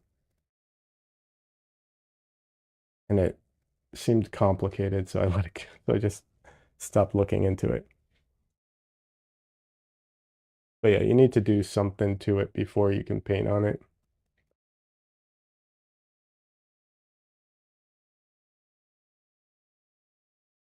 Let's see what Des said. Des says, I haven't tried a lot of surfaces, just those cheap art panels, the level 3 canvases from Michaels, and the canvas pads. I like the pad as long as there's a solid board behind it. Are the canvases and the pads like real canvas or is it like paper canvas?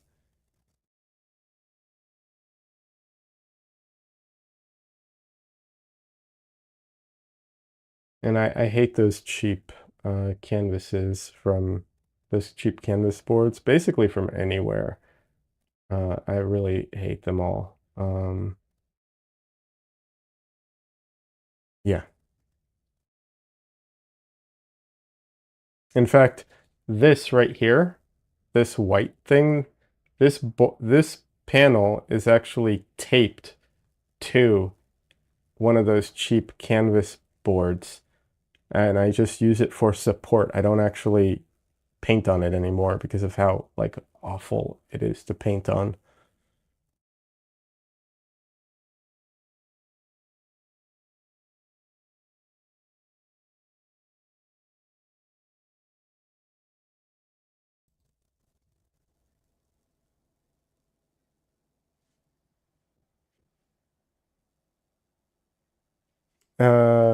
Let's see. Des says, yeah, I use the cheap panels to tape stuff too. Haha. Yeah.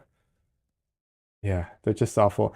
I even tried to improve them, and you can slightly improve them, but it requires more work than it's worth, honestly. But you can make them better if you have some and you want to use them, because I've tried that before. These ones are, I've had them for years now. They're beat up, and they only, just so you know, the cheap ones have cardboard inside. It's not wood, so they don't. It's just thick cardboard, but it's cardboard, so they don't hold up very well long term. Um, but you can improve them if you need to by what's it called? Um, you you can gesso them a few times and then hmm, sorry, you can gesso them and then sand them and stuff like that. Or you can use, there's some other primers that you can put on them too.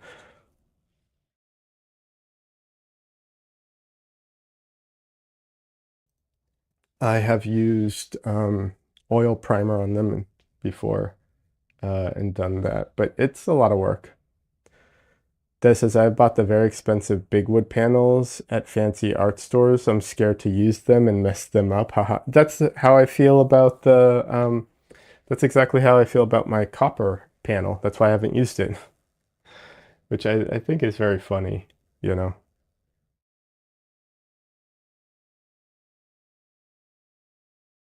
But yeah, it's the same principle.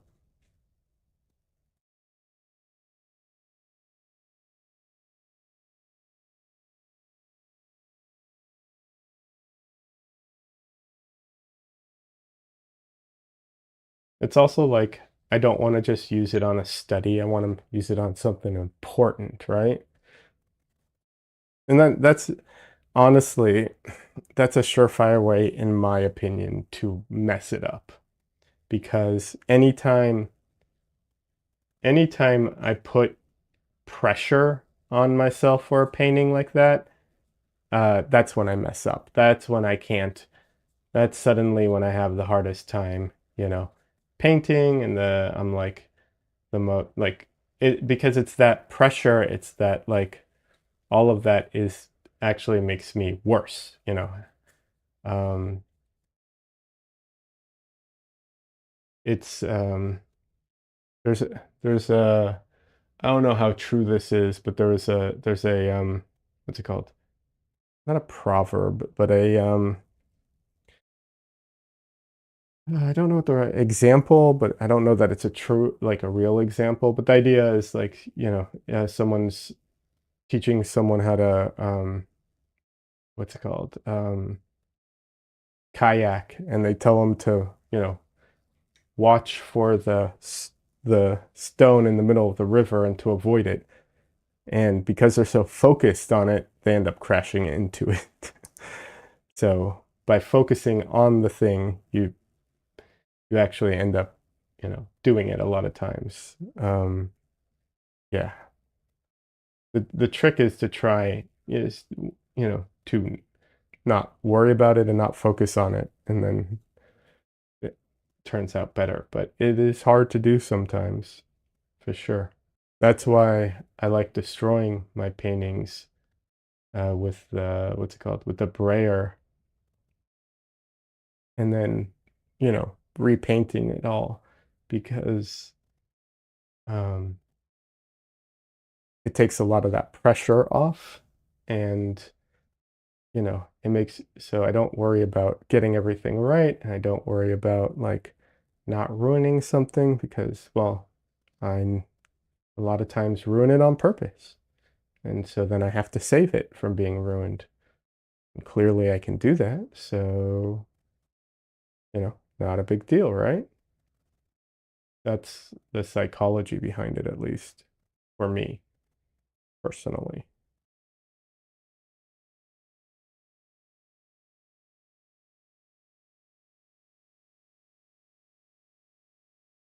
But yeah, I do think not being very precious with your art in general, for me and for a lot of artists, not for everybody, but I think is usually better.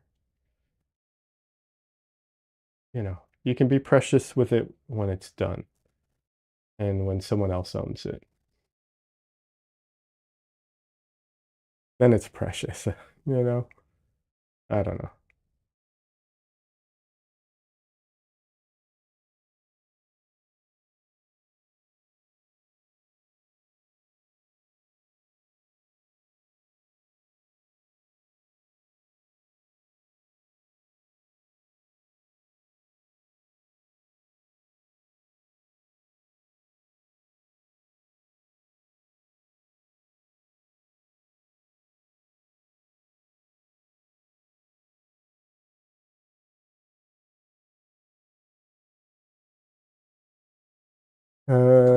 That says I go into the hardware store and see wood grain and go nuts. I see images and patterns and I just want to make paintings out of all of them.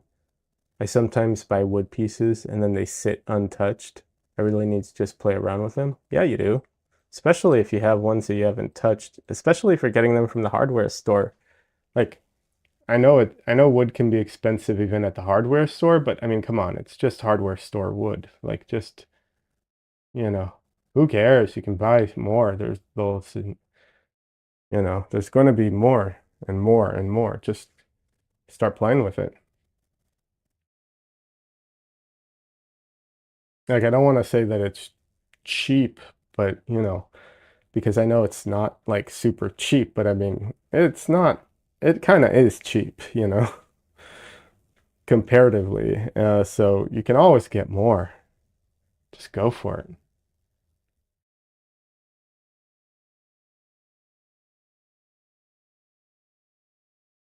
I actually went into a woodworking store recently, and they have all this beautiful hardwood and stuff there. That's just gorgeous. I was trying to see about panels.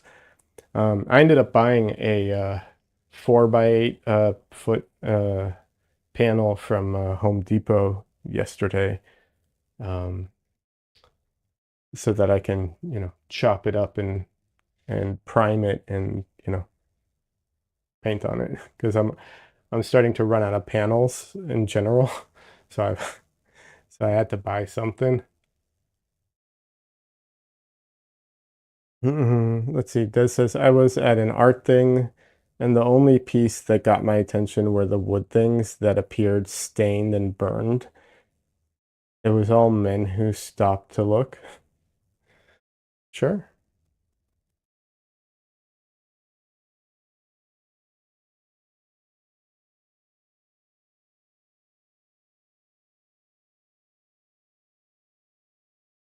I mean, if that's what you find appealing, do that.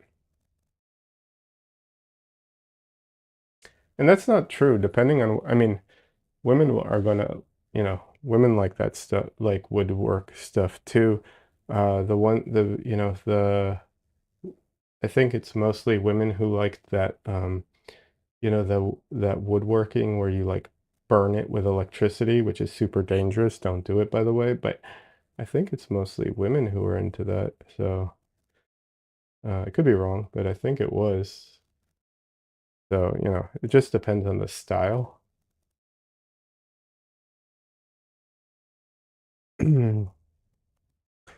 Um, let's see. Des says I used to do burning on dried uh guards. Sold quite a few pieces. What are I don't know what that is.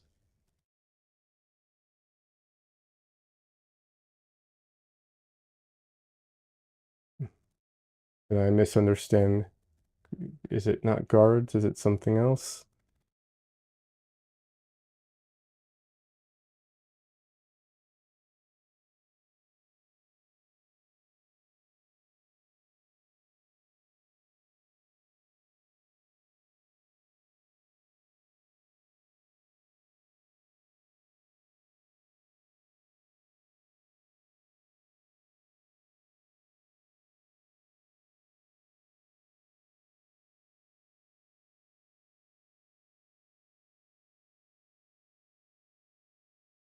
Guards are like, oh, gourds, gourds. Okay. Gourds are like pumpkins and squashes.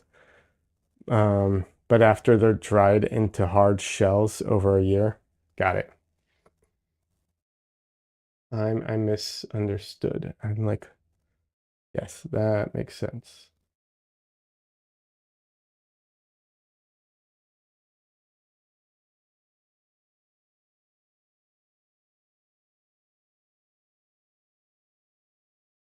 That's cool.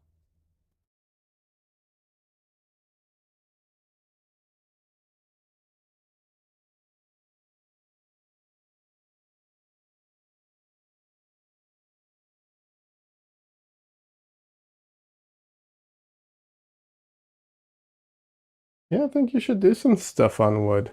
Go for it. I'd like to see it.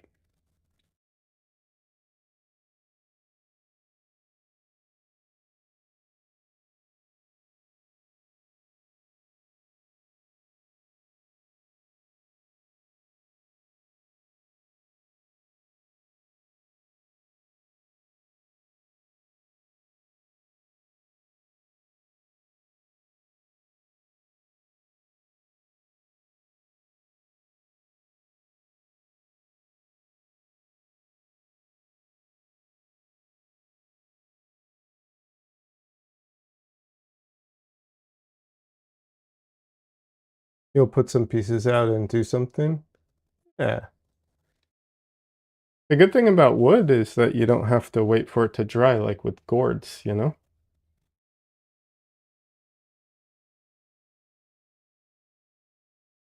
But yeah, and then, think about this. If you do a bunch of pieces with the wood, knock out a bunch of pieces, get used to using the wood, get familiar with it, sell a few pieces, then you can afford, what you make from that, you can afford to use and buy some like special hardwood or something, from like one of those specialties like uh craft stores or woodworking stores or something, you know? So knock out a bunch of pieces so you feel comfortable buying, something real nice. Like, I don't know, just I don't know what kind of wood is nice, but whatever. Oak, I don't know.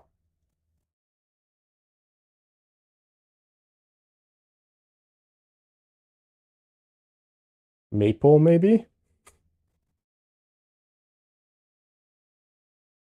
I don't know if that's considered a hardwood or not.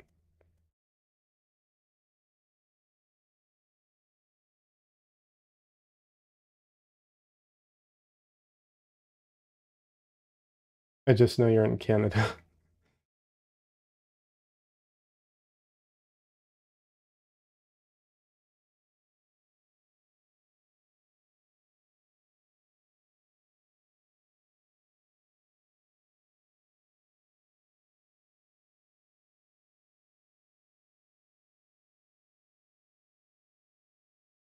There's this guy on Instagram or YouTube or wherever, probably everywhere, He makes ice cream out of flowers from different trees, and then he makes he makes bowls and spoons out of the wood of those trees, and then he tries it out and eats it, tries it, the ice cream in the bowl made out of the wood. Um, and it's neat to watch. It's such a seems like such a difficult try hard way of like doing, making content. Um, but anything to differentiate yourself from everyone else, I guess, as long as it works for him, that's good, I guess. But yeah, but some of the wood is like the bowls that he makes, because he has like clearly he has woodworking tools and everything. He has like a lathe, what is it, a lathe that spins around, and so does the whole process. Clearly, he knows what he's doing and does woodworking stuff. But oh yeah, some of the wood, it's amazing. Like it makes really pretty bowls, and can make some real obviously really pretty stuff. Just the natural grain and everything. Like sometimes he does it with uh, parts of the wood that have like knots in it, and that actually makes it prettier, honestly. Like, yeah, it's really interesting.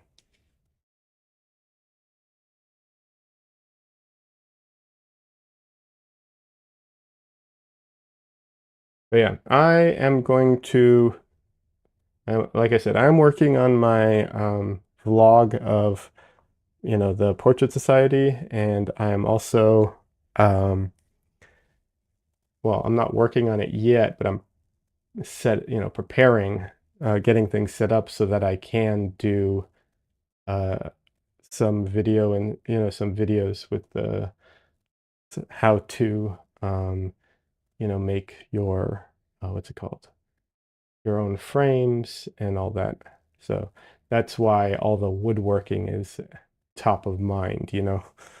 I've been like looking at tools and all this other stuff. Not that you need crazy tools. That's going to be a big part of it. But all of this got me into it, kind of thing. So now my YouTube algorithm is like full of like woodworking channels and all this stuff. And I'm looking at all these things that I will not be buying probably ever, honestly, like 90% of them. And even the ones that I want to buy at some point, it's like nowhere it's like down the road kind of thing.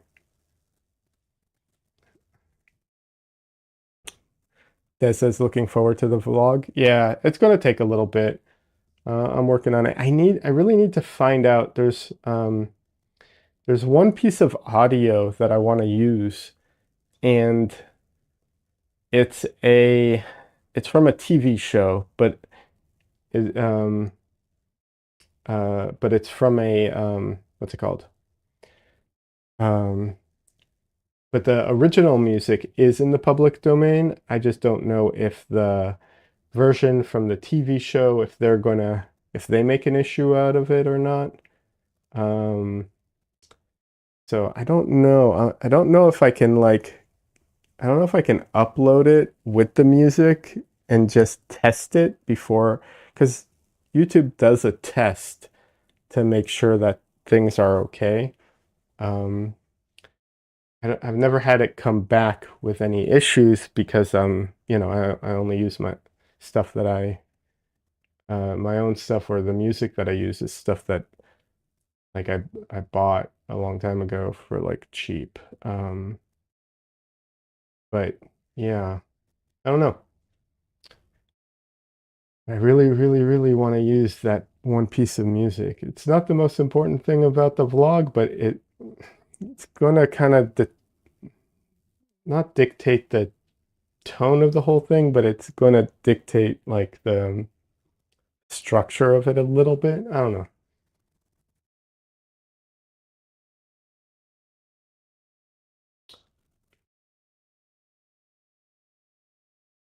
Um, Cassandra was saying that I should look and see if any what's it called?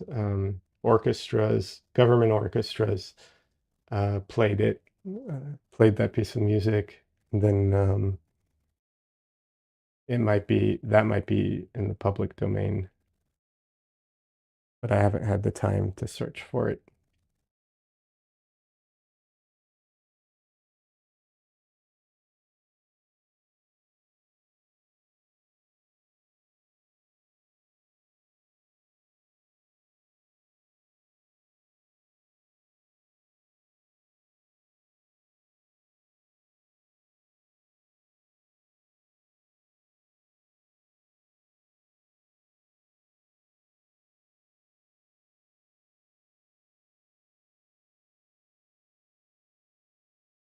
Yeah, it's funny when you're sick, you like, you know, I end up not like wasting a lot of time. Let's put it that way. Or at least that's how I feel. It's like I'm wasting so much time when I was sick and not doing anything. And it's like, yeah, I was recovering, but part of me is still like, oh, I could have been, researching stuff. I get tired of research. I don't know. Yeah.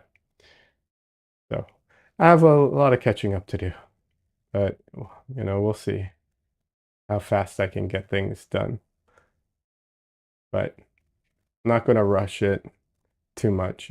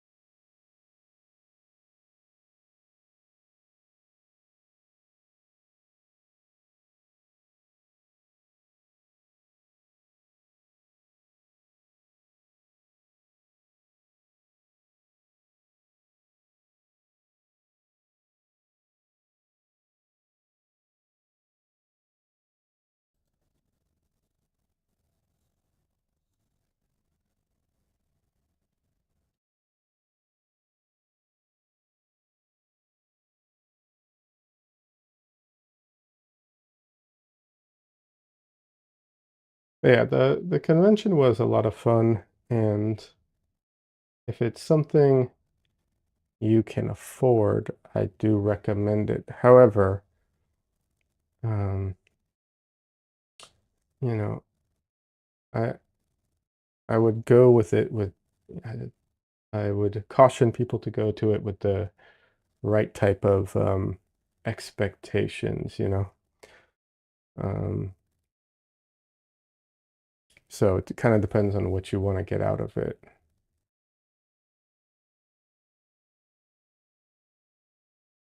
Each person what they want to get out of it, obviously.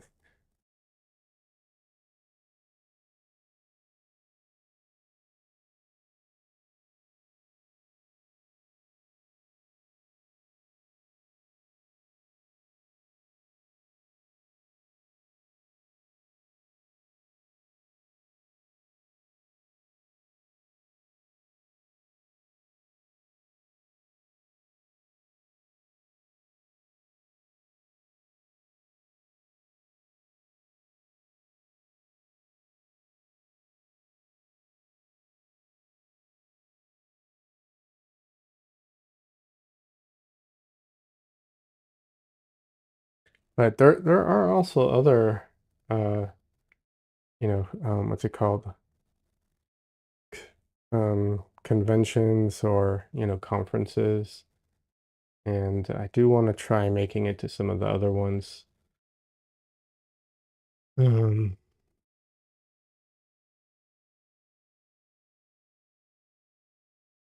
there's trying to think of the different ones that are, you know, that like spring to mind. There's Oil Painters of America. Definite, or is it the Oil Painters Society? I think it might be that. I want to go to that one. And then, if you are a plein air painter, there's a huge, well, more than one, but there's a huge plein air convention. I don't remember what it's called, but it's a huge one. I think it was happening at the same time that the Portrait Society was actually happening, ironically.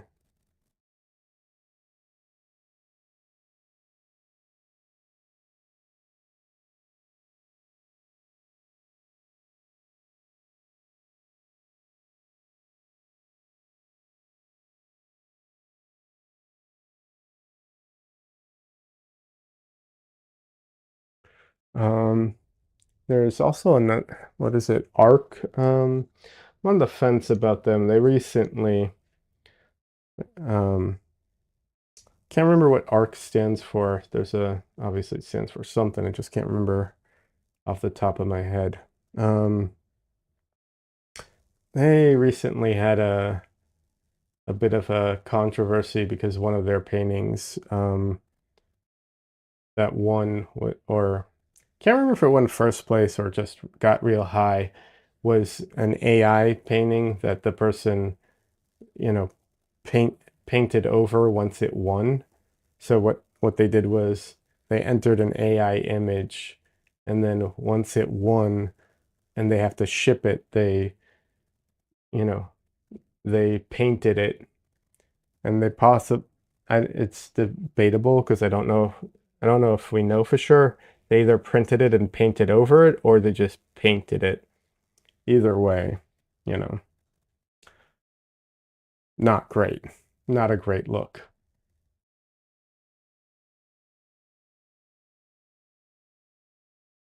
There was someone did a YouTube video about it. I think I posted it, but it was a while ago.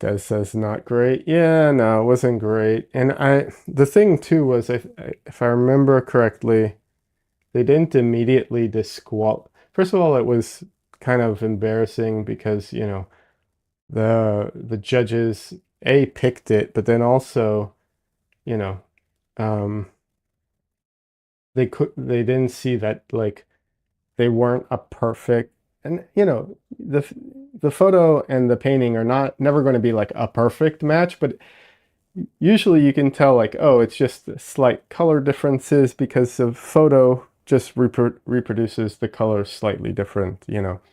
But this was like there's actual differences because they painted it, afterwards.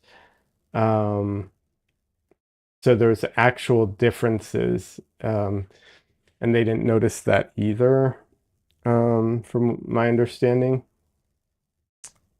So yeah, not great.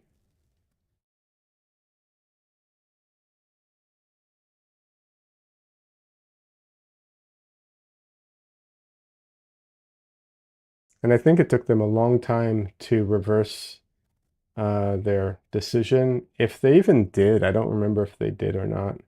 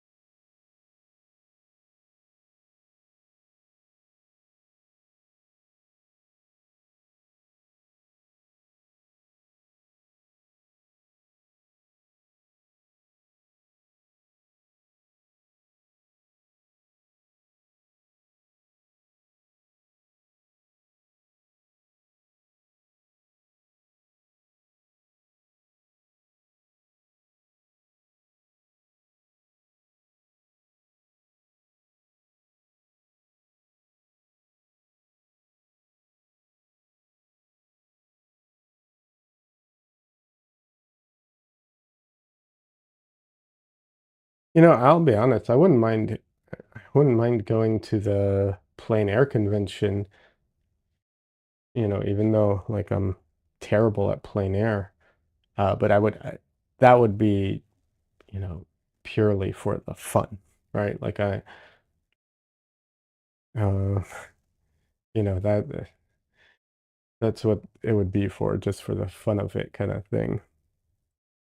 Uh, I don't know if I'll ever, it's one of those things. I don't know if I'll ever be good at plein air painting. This isn't to say that I don't think I have the ability or not, because I think if you have the ability to, like if you can do good paintings, you can do good plein air paintings. And, obviously what is a good painting is subjective to an extent, but like, I do think like if I can, whatever I can do in studio, I think I could do plein air. In theory, eventually. Not right now. I can't right now. There's no chance in hell right now I can. But in theory, it is a skill I am confident that I could develop, and anyone can develop if like, there's nothing, if you can do it in the studio, there's no reason you can't do it on site in theory, in theory. But I don't know that I enjoy plein air painting that much to get the practice required to get to the skill level, required and so on. I think that's one of the issues. I don't love the outdoors that much. Like, I like going outside. I think it's good to go outside, but also I don't like it that much. Really hot, and I get sunburned real easy, And there's a lot of bugs, and they apparently find me absolutely delicious because, man, I got so many mosquito bites when I was visiting my dad. So yeah, I'm not huge on the outdoors that much. So I don't know that I'll ever develop the skills required to be a good plein air painter. Just might not be in the cards for me.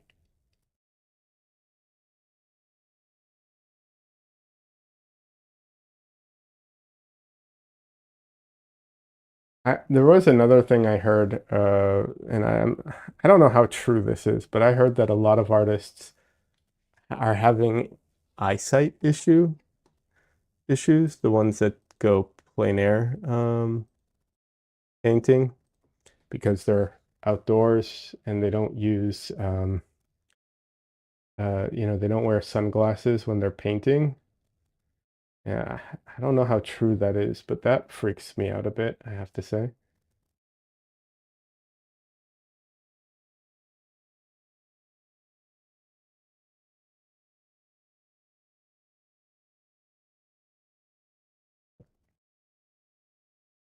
I, I could I could see it being an issue. Like in theory, it makes sense to me. Like I said, I don't know how true it is. I forgot where I heard it. It it sounded right to me at the time, but like I said, I don't know. But I mean, there's a reason we wear sunglasses, right? Like it is to protect your eyes. It's also just because it feels better, but it is to protect your eyes. So I don't know. Um, that says, yeah, you can't use sunglasses or get the colors all wonky.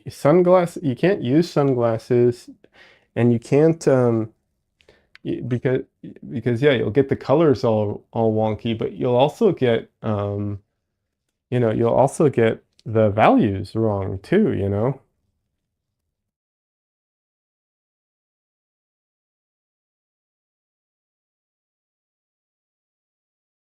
Same with screens though, I would think. I don't use the blue light filter. Well, screens are a, despite what you might think, like they are way less powerful than the sun, you know. And I don't think that they produce UV. They might produce blue light, but they don't produce UV light the same way. And I have my recent reading glasses that I bought. One pair actually does have the blue light filter, and it's very, very subtle. Unless I'm really like trying to find you know, the most like perfect shade of something, it won't matter 90% of the time. Yeah. This says, what about a hat with a brim? That might help outdoors. Yeah, it does help. I do have one of those. Yeah. And Don Lee says, coming along really nicely. How are you liking the free paint? Um, so I like it, but I also started adding to it pretty quickly because here's the thing, burnt sienna is a really pretty color. Um, I think the real beauty of the color is in the transparency. Like when you put it over white and you know, rub out parts of it and you use it like transparently over things to a degree, that's where you get this really beautiful orangey, warm color, you know. However, I don't like to work that way. I find it frustrating to paint that way, where you're like painting and rubbing out. I don't know. For whatever reason, I find that frustrating. I don't enjoy it. So so I started adding white, but white kills it. Donley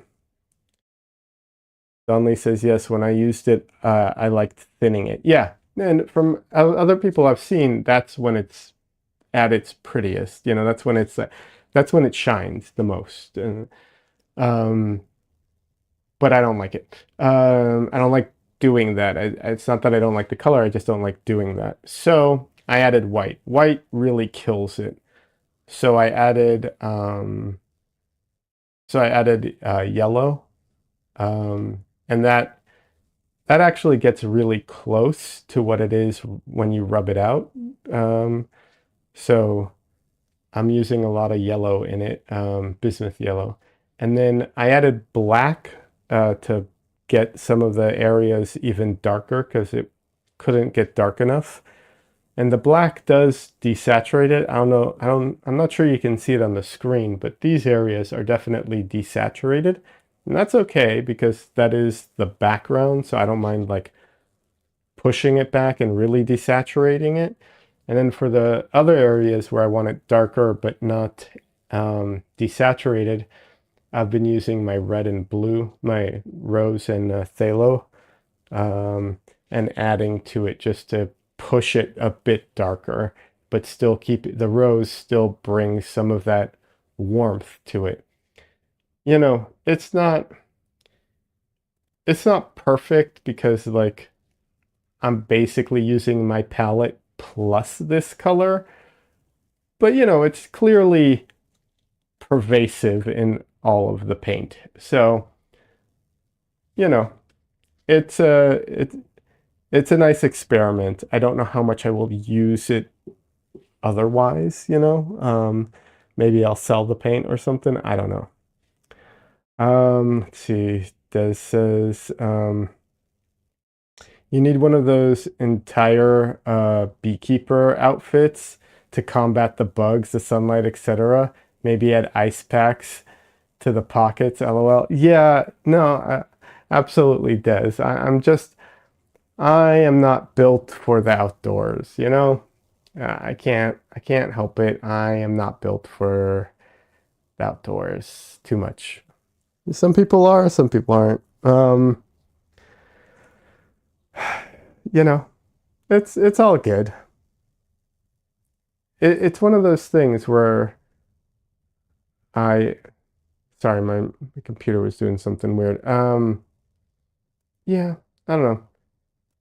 I feel like I'd be a much better plein air painter if I enjoyed going outdoors all the time and painting outdoors, you know? But I don't, so I'm not going to be a good plein air painter. But we'll see. I wouldn't call this plein air painting, but I will be painting at the what's it called? At the event that I'm going to be selling at. I will be bringing my my portable palette and everything and painting it there, but I will be in the shade. I will be inside the tent, so you know, a bit better. All right, we're at 2 hours and 30 minutes, and my camera is out of memory. So Donley says you would look amazing. The beekeeper outfit and everything. Yeah. Uh, very stylish. No, Michelle actually laughs at me every time I wear my hat because I don't know where it is right now. I lost it recently, but it's a fisherman's hat. It's just one of those like yeah, fisherman's hat. Um, it has in the back you can open up these flaps that are there for sun protection too. Um, do I look ridiculous? Oh wait, I missed a comment. Donley says check my previous comment. Oh yeah, you need a 90s Liefeld comic pocket outfit. Yeah, with all the pockets everywhere. Yes. To add ice packs into, right? Just for everything, so I'm not hot. Yeah. Yeah, yeah. Um, yeah, I don't know. But yeah, Michelle makes fun of me every time I wear that hat because I look really dorky in it. You know, it's true. Donnelly says X-Men Leod. Yeah. Um, no, my mutation just makes me burn really quickly. It's not so much a superpower. It's a debuff, if you will. But yeah. All right, friends. I think I'm gonna call it a day. I am feeling a bit I'm feeling a bit tired. Donley says I have a similar debuff. Yeah. Yeah. I don't know. Yeah, some people are lucky. There's some people who barely burn. Man, I got burned so bad as a kid. I still remember it and it still haunts me, like so no, I'm very careful now. Very, very careful. Anyways, yes, it's great to be back. I'm not sure. I think I might try and shift my other streaming day to Wednesday because it's more in the middle, kind of thing. We'll see. I'll post about it. Um, we'll see how I'm feeling and everything. But I think I'll try and shift it over from Thursday. Just kind of makes sense. Um, Don Lee says, nice work, man. Get well quick. Oh, thank you, Don Lee. Des says, have a good night. Oh, thank you very much. Good night to everyone else. Everyone who has a long weekend, enjoy your long weekend. Sorry to everyone who doesn't. They should transition everyone to a 4-day work week, by the way. Just saying. Just side note. Anyways, but yeah. Oh, a quick reminder to anyone who's interested. I know Dunley and Des know this already, but I have a what's it called? Um, I have prints available in my shop. That's what I was trying to say. On my website, I have prints available in my shop. Des actually bought one, so she can attest to how nice and how quality they are. Des is asking me, am I in the storm path? Yes, but I don't, probably not the main path. Like I got a warning that there's some thunderstorms on the way, but if there's something way more destructive, probably not. I'll double check though. Thanks for letting me know, Des. And Des says, and it's beautiful. Oh, the print. Thank you very much. I appreciate that. I'm really glad you like it. But yeah, prints are available on the shop. Right now that I'm only selling to what's it called?